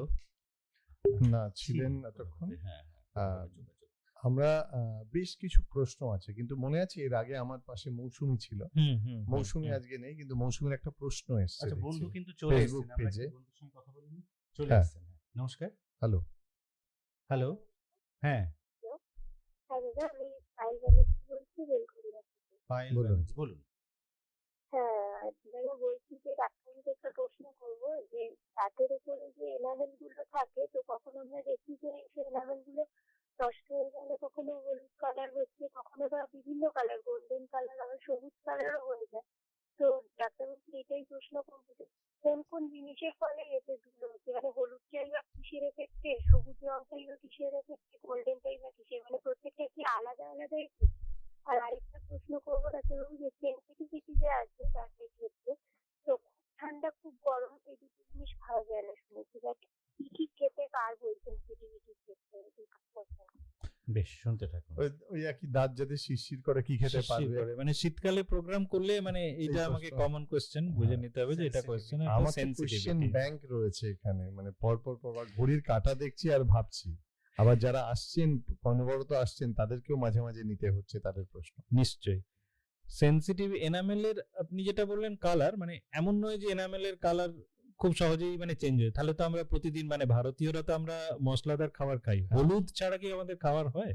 টেস্ট হয় না খাবারের। খাবারে টেস্ট হয় না। টেস্টটা তো আগে, নাকি টেস্ট বাট গুলো আছে কি করতে জিভে, আর আমরা এটা ফুল ইউটিলাইজ করে নিই। হ্যাঁ, তো হলুদ ছাড়া খাবার নয়, কিন্তু এনামেল এমনও নয় যে আপনি হলুদ যুক্ত খাবার খেলেন, হ্যাঁ, তেল মশলা যুক্ত খাবার খেলেন আর আপনার দাঁত হলুদ হয়ে গেল। এত সহজ নয় ব্যাপারটা। এনামেল জিনিসটা এরকম নয়। আর আপনি যেটা বলছেন আমি ঠিক বুঝতে পারলাম না, যে গোল্ডেন কালার হয়ে যাচ্ছে, Green সবুজ হচ্ছে, কালার brown হচ্ছে, হচ্ছে। মানে মানে অনেকটা প্রিজমের মতো, মানে সূর্যের কালার ডিফারেন্ট, কিন্তু এরকম হয় না অ্যাকচুয়ালি। আপনি একটু খেয়াল করে দেখবেন যে সবুজ কেন হবে, কারুর কি মানে উনি যে বলছেন গ্রিনিশ, একটু মানে সাদা ভাব থেকে একটু গ্রিনিশ, একটু গোল্ডিশ। হ্যাঁ, এটা কিন্তু যে খাবার দাবার খেলে এরকম কালার চেঞ্জ হয় তা কিন্তু একেবারেই নয়। বা অন্য কোনো কারণে কি হতে পারে? না, অন্য কারণ তো মানে আমি এই মুহূর্তে মনে করতে পারছি না। মানে এবারে স্টাইল করে কেউ করলে করতে পারে। স্টাইল করে কেউ করলে করতে পারে, কিন্তু এমনিতে কিন্তু দাঁতের কালার ওভাবে মানে চেঞ্জ ইউজুয়ালি হয় না। ইয়েলোইশটা হয়। ইয়েলোইশটা হয়। স্টেন পড়লে দাঁতে ব্ল্যাক স্টেন পড়তে পারে, ইয়েলো স্টেন পড়তে পারে, ব্রাউন স্টেন পড়তে পারে। এই স্টেন গুলো কিন্তু কমন, এগুলো হয়। কিন্তু কিন্তু আরেকটা বলেছেন যে সেনসিটিভ হলে ঠান্ডা গরম, এটা হ্যাঁ, এক্সট্রিম টেম্পারেচার অ্যাভয়েড করতে হবে। আপনি আইসক্রিম খাবেন না, একদম প্রথমেই সমস্ত আইসক্রিম বর্জন, ফ্রিজের জিনিস বর্জন, হ্যাঁ, সমস্ত দাঁতের ঠান্ডা। সমস্যা না থাকলেও? না, দাঁতের সমস্যা না থাকলে আমি বলছি না, অবশ্যই খাবেন আইসক্রিম, তো অবশ্যই, হ্যাঁ, আইসক্রিম খাবেন না কেন? এত ভালো ভালো আইসক্রিম আছে, নিশ্চয়ই খাবেন। কিন্তু দাঁতের সমস্যা থাকলে হয় আপনি সমস্যাটা ট্রিটমেন্ট করাতে হবে ডাক্তারবাবুকে দেখিয়ে। এবং এই যে বললাম যে উপরে এনামেল স্ট্রাকচার, আমাদের অনেক রিমিনারালাইজেশন এখন টেকনোলজি আছে, ফ্লোরাইড অ্যাপ্লিকেশন আছে, টপিক্যাল ফ্লোরাইড অ্যাপ্লিকেশন, রিমিনারালাইজেশন টুথপেস্ট বিভিন্ন আছে, হ্যাঁ, ফ্লোরাইড বার্নিশ অ্যাপ্লিকেশন, যাদের ক্ষেত্রে এই সেনসিটিভিটিটা হয়। তো সেনসিটিভিটির কিন্তু জাস্ট মেডিকেটেড টুথপেস্টটা একমাত্র সলিউশন, এটা টেম্পোরারি সলিউশন পেশেন্টের ইমিডিয়েট রিলিফের জন্য। কিন্তু অনেক রকমের পদ্ধতি আছে যেতে আপনার সেনসিটিভিটি অবশ্যই ভালো হবে, হ্যাঁ, কিন্তু সেগুলো সবটাই কজ বেসড। এর জন্য ডাক্তারবাবুকে ইভ্যালুয়েট তো করতে দিতে হবেই। মানে যে জিনিসটা চোখে দেখা যাচ্ছে না সেটা আমি হয়তো কিছু কিছু সাজেশন আপনাকে দিলাম যে কেন হতে পারে এবং তার কি চিকিৎসা, কিন্তু এই 5টা চিকিৎসা পদ্ধতির মধ্যে কোনটা আপনার জন্য অ্যাপ্লিকেবল সেটা কিন্তু ডাক্তারবাবু দেখে ঠিক করবেন। আমি যে বললাম যে remineralisation toothpaste, fluoride application, fluoride varnish, এগুলো সবই দাঁতের উপর অ্যাপ্লাই করা যায়। আমি মৌসুমীর কাছে পৌঁছাতে চাইছিলাম। মৌসুমী আজকে আসতে পারেনি, কিন্তু মৌসুমী তার প্রশ্ন পাঠিয়ে দিয়েছে আমাদের আকাশবাণী পেজে। মৌসুমী লিখছেন, আমার মেয়ের 6 বছর বয়স, এখনো দুধের দাঁত পড়েনি, কিন্তু নিচের দিকের সামনে ভিতরে একটা দাঁত উঠেছে, সামনে দাঁতটা নড়ছেও না, কি করণীয়? মৌসুমী লিখছেন বেহালা থেকে। একদম একদম, এটাও একটা বাচ্চাদের ক্ষেত্রে খুব কমন প্রবলেম আমরা দেখি, এবং এখানে পেরেন্টসরা উদ্বিগ্ন হয়। হচ্ছে কি, আমাদের তো 6 বছর বয়সে পার্মানেন্ট দাঁত, নিচের যে পার্মানেন্ট দাঁত সেগুলো উঠছে, তো দুধের দাঁত কিন্তু পড়ে যায়। পার্মানেন্ট দাঁতটা উঠে যখন, তখন দুধের দাঁতটা আস্তে আস্তে তার রুট রিজর্পশন হয়ে যায়, ক্ষয়ে যায়, এবং দুধের দাঁতটাকে প্রেসার দিয়ে পার্মানেন্ট দাঁতটা, তখন দুধের দাঁত পড়ে যায়, পার্মানেন্ট দাঁতটা ওঠে। যখন এটা নর্মাল প্রসেসে ওঠে তখন কিন্তু আমরা বুঝতে পারি না যে কোনটা সামনে কোনটা পেছনে, এটা বোঝা যায় না। যে ক্ষেত্রে দুধের দাঁত ওভার রিটেন্ড, মানে তার নর্মাল যে সময় পড়ে যাওয়ার কথা সেই সময় সে যখন পড়ছে না, তখন ওই পার্মানেন্ট দাঁতটা কিন্তু তার তো ইরাপশনের টাইম হয়ে গেছে ইউজুয়ালি, তো সেগুলো তখন মোটামুটি সময় উঠে গেছে যাদের ক্ষেত্রে। তো এর মৌসুমীর মেয়ের ক্ষেত্রে সেটা উঠে গেছে, তখন পেছন থেকেই উঠছে। যে দুধের দাঁতটা থেকে গেছে তার পেছন থেকেই পার্মানেন্ট দাঁতটা হচ্ছে, মানে জিভের দিকে। তাহলে সামনেরটার কি হবে? সামনেরটা তুলে ফেলে দিতে হবে, কারণ সেটা তো দুধের দাঁত, তার কাজ শেষ। আচ্ছা, কিন্তু এই রিলে রেসের মতো ব্যাটন হ্যান্ড ওভার হয়নি আর কি, মানে দুজনেই তো একসাথে থাকতে পারে না, একজনকে যেতে হবে। তাহলে দুধের দাঁতকে, তার কাজ শেষ, তার যে বয়সে তার যে সে যা ফাংশন করেছে শেষ, তাকে তখন ওভার রিটেন্ড দাঁতটা তুলে ফেলতে হবে। এবার তুলে ফেলার পরে কি হবে, মানে স্রেফ জিভের প্রেসারে, এগুলো তো এক একটা মাসল যারা একটা ফোর্স অ্যাপ্লাই করে। আমাদের দাঁত মানে একদিকে গাল থাকছে, ঠোঁট থাকছে, আর ভেতর দিকে জিভ, এটা কিন্তু এই ব্যালেন্স রেখে কিন্তু দাঁতগুলো থাকছে জায়গায়, ঠিক আছে? তখন যখন আমার এই দুধের দাঁতটা তুলে দেওয়া হলো, সামনের দাঁতটা, পেছনের পার্মানেন্ট দাঁতটা জিভের প্রেসারে কিন্তু ধীরে ধীরে ইউজুয়ালি সামনে চলে আসে। এই বয়সে তার জন্য আলাদা কোনো ট্রিটমেন্ট দরকার নেই। হ্যাঁ, পরে যদি দেখা যায় যে পার্মানেন্ট দাঁত বেরিয়ে গেছে, তাও ওই পার্মানেন্ট দাঁতটা ভেতরে থেকে গেছে, তখন ট্রিটমেন্ট। মানে ফোর্সফুলি না তুললে কি দাঁতটা এমনি উঠবে না, দুধের দাঁতটা? মানে না, হ্যাঁ হ্যাঁ হ্যাঁ, ওর ক্ষেত্রে ওই যে বললাম যে থেকে গেছে মানে, এবং বলছে যে দাঁতটা নড়ছেও না, নড়ছেও না যখন, তখন তো আমাদের ওটার জন্য ওয়েট করে লাভ নেই, কারণ এরপরে পার্মানেন্ট দাঁতটা আরো পুরো ইরাপ্ট করবে পেছনে, তখন ওই জায়গাটা পার্মানেন্ট দাঁত আর দুধের দাঁতের মাঝখানে খাবার জমবে, ব্যথা হবে, ইনফেকশন হবে। তাহলে যে দাঁতটার কাজ শেষ, দুধের দাঁতটা, সেটাকে তখন তুলে দিতে হবে। এটা খুব ছোট থেকে দেখা যায় যে দাঁতের একদম বাচ্চাদের দাঁতের গঠন যদি প্রপার না থাকে, অনেককেই বলতে শুনেছি যে একদম ডাক্তার দেখিয়ে মানে দাঁতের সেটিংটা ঠিক করে নিতে, মানে হয় না সামনে পেছনে করে হয়তো দাঁতটা উঠেছে, এক্স্যাক্টলি, সেটা কি করা সম্ভব? সেটা অবশ্যই করা সম্ভব। একটু আগে যেটা আমরা বলছিলাম যে অর্থোডন্টিক ট্রিটমেন্ট বা ব্রেসেস, ঠিক আছে? এখন বিভিন্ন দাঁত বেরোনোর সময় থাকে, একটা আমরা বলি ডেসিডুয়াস ডেন্টিশন, যখন মুখে সব দুধের দাঁত, 6 মাস থেকে 2 বছর 2.5 বছর সব দুধের দাঁত, হ্যাঁ, এরপরে আমরা মানে দুধের দাঁতের পরে, এবার এই দুধের দাঁতগুলো থাকছে, যখন 6 বছর বয়স হচ্ছে আমাদের পার্মানেন্ট দাঁত বেরোচ্ছে, 2 বছর 2.5 বছরের মধ্যে সব দুধের দাঁত বেরিয়ে গেল, এগুলো থাকছে 6 বছর বয়সে। নিচের পার্মানেন্ট দাঁত প্রথম বেরোচ্ছে, এবং পেছনের মোলার, ফার্স্ট মোলার, যেগুলো কষের চেবানোর দাঁত, এগুলো বেরোচ্ছে। এরপরে এই বয়সটা কিন্তু চলবে, যেটা মিক্স ডেন্টিশন, মুখে কিছু দুধের দাঁত, কিছু পার্মানেন্ট দাঁত, ইউজুয়ালি এটা 11.5-12 বছর অবধি চলে। তারপর আস্তে আস্তে সমস্ত দুধের দাঁতই পড়ে গেল এবং সমস্ত পার্মানেন্ট দাঁত বেরোলো। তাহলে deciduous dentition phase, mix dentition, permanent dentition, 3টে ফেজ হচ্ছে ইউজুয়ালি। এবার এই দুধের দাঁত থাকা অবস্থাতেই এবং পার্মানেন্ট দাঁত থাকা অবস্থাতেই, মানে দুধের দাঁতও আছে, পার্মানেন্ট দাঁতও আছে, এই সময় কিছু অর্থোডন্টিক ট্রিটমেন্ট হয়। আবার ম্যাক্সিমাম অর্থোডন্টিক ট্রিটমেন্ট আমরা স্টার্ট করি সমস্ত পার্মানেন্ট দাঁত বেরোলো সেরকম। এবারে যে প্রশ্নটা করব সেই প্রশ্নটা বেদপূর্ণারও হতে পারে বা মৌসুমীর মেয়ের তার বান্ধবীদেরও হতে পারে। ছোটবেলা থেকে সবাই বলে চকলেট খাস না, চকলেট খেলে দাঁতে পোকা হবে, দাঁত খারাপ হয়ে যাবে, সত্যি কি তাই? ওই চকলেট খেলেই দাঁত খারাপ হবে হয়তো ব্যাপারটা একদম ডিরেক্টলি এভাবে কিছুটা ইন্টাররিলেটেড, আবার কিছুটা নয়। মানে ইন্টাররিলেটেড কিভাবে, যে হ্যাঁ চকলেট স্টিকি স্টার্ট জাতীয় খাবার, চকলেট খাওয়ার পর দাঁতের মধ্যে যেটা চকলেটটা লেগে থাকছে, আমরা ইউজুয়ালি চকলেট খেলে আর কি ওই চকলেটের আমরা যে মৌতাতটা না, সেটা আমরা উপভোগ করতে চাই। চকলেট খাওয়ার পরে মানে শেষ হয়েও হইল না শেষ, ছোট গল্পের মতো চকলেটটাও মুখে লেগে থাকুক, এটা আমরা চাই, ওই স্বাদটা, কিন্তু ওটাই খারাপ। ওই লেগে থাকুক ব্যাপারটাকে থামিয়ে দিতে হবে। চকলেট খাওয়ার পর মুখ ধুয়ে ফেলুন। আসলে চকলেট খেতে আমি একদমই ভালোবাসি না, তাই বিষয়টা নিয়ে আমার আগ্রহটা খুব কম ছিল। তবে একটা প্রশ্ন, কি ধরনের ফুড হ্যাবিট দাঁতের জন্য? বুঝলাম, ফাইব্রাস ফুড, মানে মানে- যেগুলো স্টার্চ জাতীয়, চটচটে জাতীয় খাবার, কেক, পেস্ট্রি, চকলেট, এগুলো যতটা আমরা অ্যাভয়েড করতে পারি। হ্যাঁ, আচ্ছা, এবং খাবার পরে বিভিন্ন, এই যে বললাম যে আপনি ডিটারজেন্ট ফুড, ফাইব্রাস ফুড, এগুলো বেশি বেশি করে খান। ফল, ফাস্ট ফুডটাকে কি অ্যাভয়েড করা? ফাস্ট ফুড তো অবশ্যই। ফাস্ট ফুড শুধু শরীরের ক্ষতি করছে না, সবই। আপনি একটা যে কোনো বার্গার খেলেন, ঠিক আছে, যা কিছু খেলেন, এগুলো তো এই দাঁতের মধ্যে লেগে থাকছে। হ্যাঁ, আচ্ছা, সুবীর ভৌমিক আমাদেরকে জানতে চেয়েছেন, যদিও সেই প্রশ্নটা আমরা আলোচনা করেছি, অনেকেই সেই প্রশ্ন করছেন যে আপনি 3 ধরনের ব্রাশের কথা বলেছেন, হুম। উনি কোন ধরনের ব্রাশ হচ্ছে বেস্ট সেটা আপনি বলে দিয়েছেন অলরেডি, মিডিয়াম ব্রেসেল সেটা আমি বলা বলছি। হয়ে গেছে। হুম। এবার যে প্রশ্নটা অরিত্র সাহা করছেন, দাঁতে বেকিং সোডা বা ফিটকিরি গুঁড়ো লাগানো উচিত কি সাদা ভাব আনার জন্য? না, নিজে থেকে এরকম মানে হোম রেমেডি কিছু করা একদমই উচিত নয়। আচ্ছা, আমাদের অনেক সময় আমরা প্লাস্টিক সার্জারির কথা পড়েছি, হুম। দাঁতে কি এনামেল সার্জারি বলে কিছু আছে? এনামেল সার্জারি বলে কিছু নেই, ডিরেক্টলি এনামেল সার্জারি নেই। দাঁতের অনেক রকম সার্জারি হয়, মানে সে চোয়াল কেটে সার্জারি থেকে শুরু করে মানে পেরিওডন্টাল মানে গাম সার্জারি, অনেক রকমের সার্জারি হয় দাঁতে। কিন্তু এনামেল একটা দাঁতেরই পার্ট, হ্যাঁ, তো সুতরাং সেটা মানে ডিরেক্টলি ওরকম মানে সার্জিক্যাল কিছু হয় না, অনেক রিমিনারাইজেশন হয়, রিজেনারেটিভ প্রসেস হয়, কিন্তু ডিরেক্টলি এনামেল সার্জারি বলে কিছু হয় না। এবার কারণ এনামেল ড্যামেজ হলে, আমি তো বললাম যে এখন অনেক রেস্টোরেটিভ মেটেরিয়াল আছে, অ্যাডভান্সড বায়োমেটেরিয়ালস আছে, যেগুলো আপনার একদম মিমিক করে আর কি, মানে এনামেলটাকে মিমিক করে। একটা প্রশ্ন যেটা বারবার আসে যে আমাদের দাঁতের বিভিন্ন, মানে সবাই তো চায় আমার দাঁতটা সমান থাকুক, হুম। সুন্দর থাকুক, হুম। দেখতে ভালো লাগুক। হুম। এর কোনো ট্রিটমেন্ট যেটা খুব সহজে সব দাঁতগুলোকে একই জায়গায় আনা যায়? না, সহজ বলতে দেখুন, দাঁতকে বুঝতে হবে লজিক্যালি যে তাকে মুভ করতে হবে।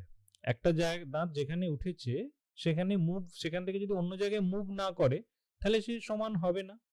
মুভটা কিভাবে করে? সকেটের মধ্যে মানে এক দাঁতটাকে যখন মুভ করতে হয় তাহলে একদিকে হাড় তৈরি হয় আর একদিকে হাড়কে ক্ষয়ে যায়।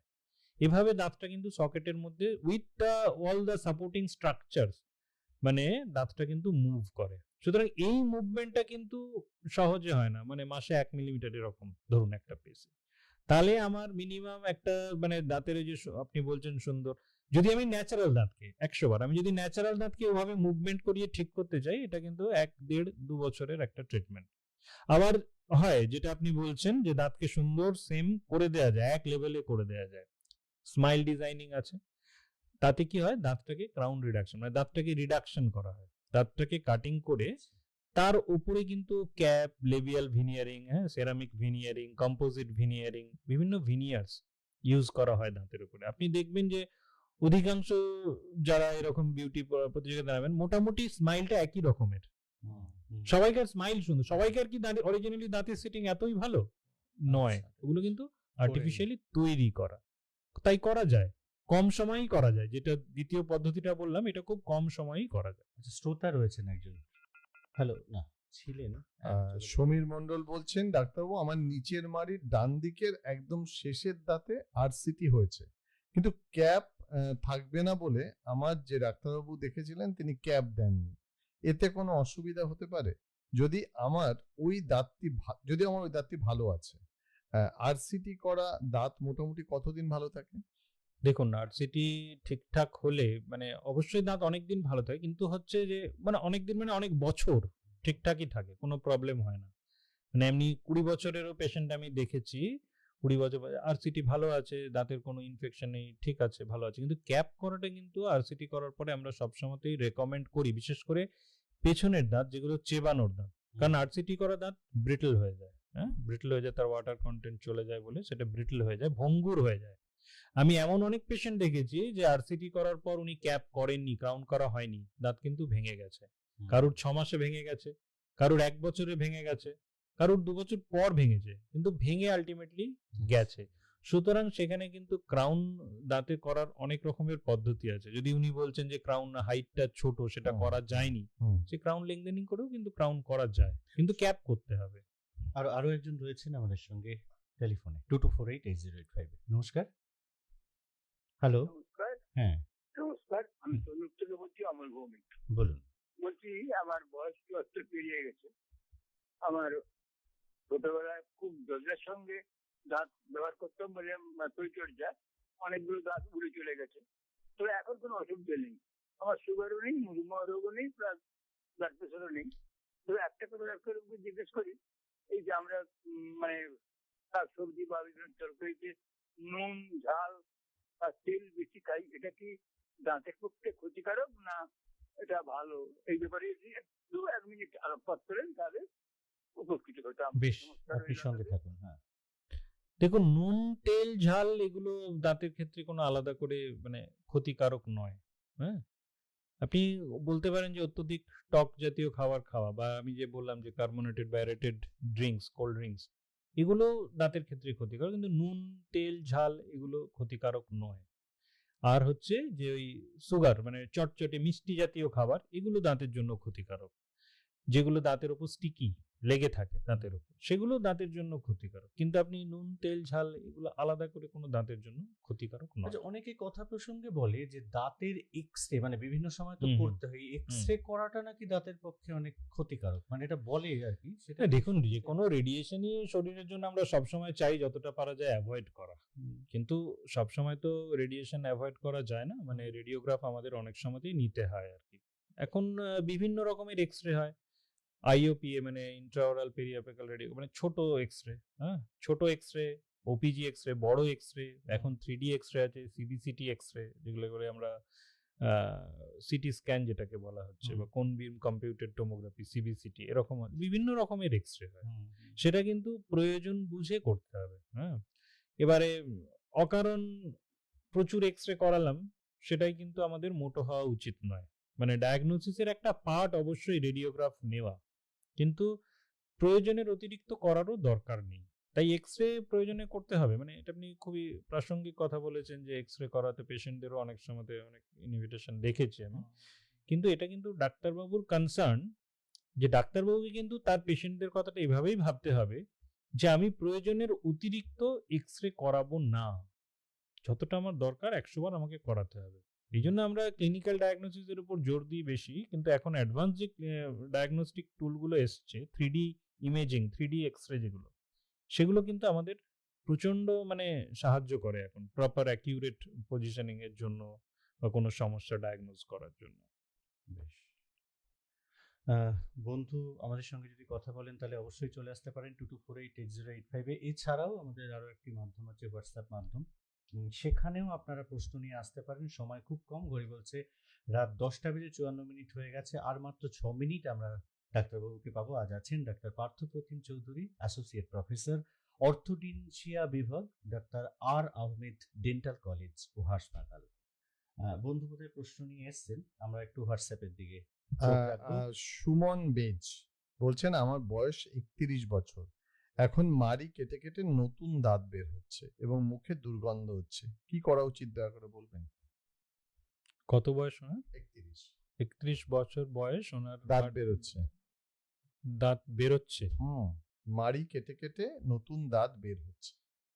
আচ্ছা, অনেক সময়তে আমাদের এটাও কিছু কিছু পেশেন্টের আমরা প্রবলেম দেখেছি, যেটাকে আমরা বলছি ইম্প্যাক্টেড টুথ। ইম্প্যাক্টেড টুথ মানে যে বয়সে যে দাঁতটা ওঠার কথা, ধরুন যে বয়সে দাঁতটা, একটা দাঁত 11 বছর বয়সে ওঠার কথা, এবার 11তে উঠলো না, সে মানে 12 বছর বয়স হয়ে গেছে, 13 হয়ে গেছে, তখনও উঠলো না, তখন আমরা বলছি দাঁতটা ইম্প্যাক্টেড, মানে এটা মানে হাড়ের মধ্যে আটকে আছে। এবার যা অনেক সময় হয়, অনেকের একসাথে অনেকগুলো দাঁত এরকম ইরাপশন হচ্ছে না, যে পার্মানেন্ট দাঁত যে সময় বেরোনোর কথা +- 6 মান্থস হয়, কিংবা আমি আরেকটু ধরে নিলাম 1 বছর হয়, কিন্তু তার বেশি হলে কিন্তু তখন ওটা চিকিৎসা করতে হবে। একসাথে অনেকগুলো দাঁত যদি না এভাবে উঠতে পারে, তখন আমরা বলি যেটাকে প্রাইমারি ইরাপশন ফেলিওর। তো তখন কিন্তু দাঁত ইরাপ্ট করানোর জন্য যে দাঁতগুলো হাড়ের মধ্যে আটকে আছে, সেগুলো কিন্তু আমরা ওই বিভিন্ন অ্যাপ্লায়েন্স দিয়ে, অর্থোডন্টিক ব্রেসেস বা বিভিন্ন অ্যাপ্লায়েন্স দিয়ে ওগুলো কিন্তু মুখের মধ্যে বের করে আনি। আচ্ছা, তাই এই প্রবলেমটা কিন্তু ওনার একবার অবশ্যই মানে কাছাকাছি কোনো ডাক্তারবাবু থাকলে বা সরকারি হাসপাতালে এসে একবার দেখানো উচিত। এবারের যে প্রশ্নটা, যে অনেকগুলো দাঁত ক্ষতিগ্রস্ত হয়েছে, ড্যামেজ হয়েছে, হুম। রুট ক্যানেল করতে হবে, হুম। কতদিনের গ্যাপ দরকার? না, একসাথে এমন রুট ক্যানেল একটা দাঁতেই যে একবারে শুরু করা যায় তা নয়। রুট ক্যানেল একসাথে মোর দ্যান ওয়ান দাঁতে শুরু করা যেতেই পারে। কারণ ধরুন আপনার দুটো দাঁত ড্যামেজ হয়েছে, আমি একটা জাস্ট এক্সাম্পল দিচ্ছি, দুটো দাঁত ড্যামেজ হয়েছে, আপনার তো ব্যথা হচ্ছে।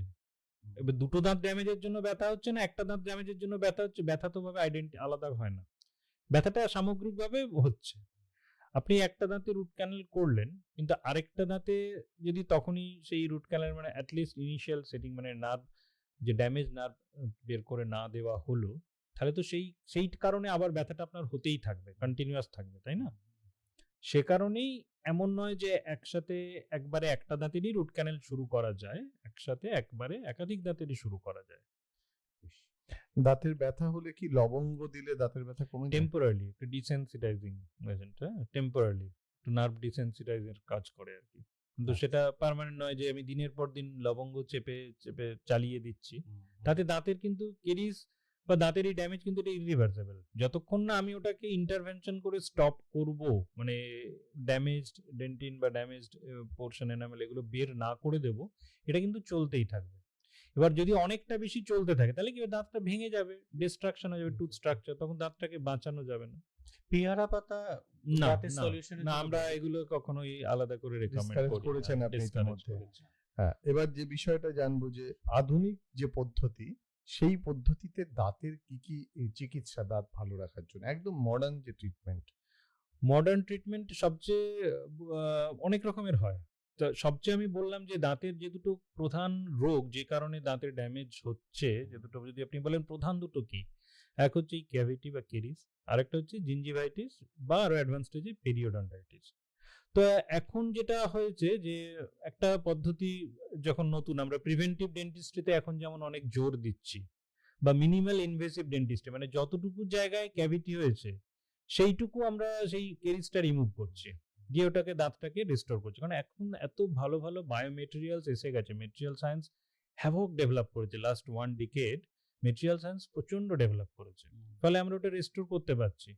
এবং কারোর আমরা কেরিস ম্যানেজমেন্ট বাই রিস্ক অ্যাসেসমেন্ট একটা পদ্ধতি আছে, মানে কার ক্ষেত্রে প্রত্যেকের কিন্তু কেরিস টেন্ডেন্সি একই রকম থাকবে না।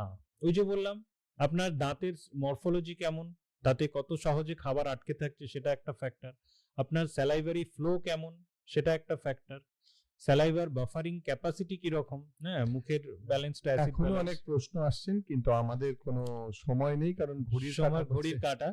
তাই আধুনিক পদ্ধতিতে দাঁত আপনার মানে 70 বছর বয়সে, 80 বছর বয়সেও কিন্তু আপনার 20 বছরের বয়সের মতো দাঁত আর্টিফিশিয়ালি আমরা তৈরি করতে পারি, ন্যাচারাল দাঁতকে প্রিজার্ভ করতে পারি। তাহলে ভরসা দিচ্ছেন?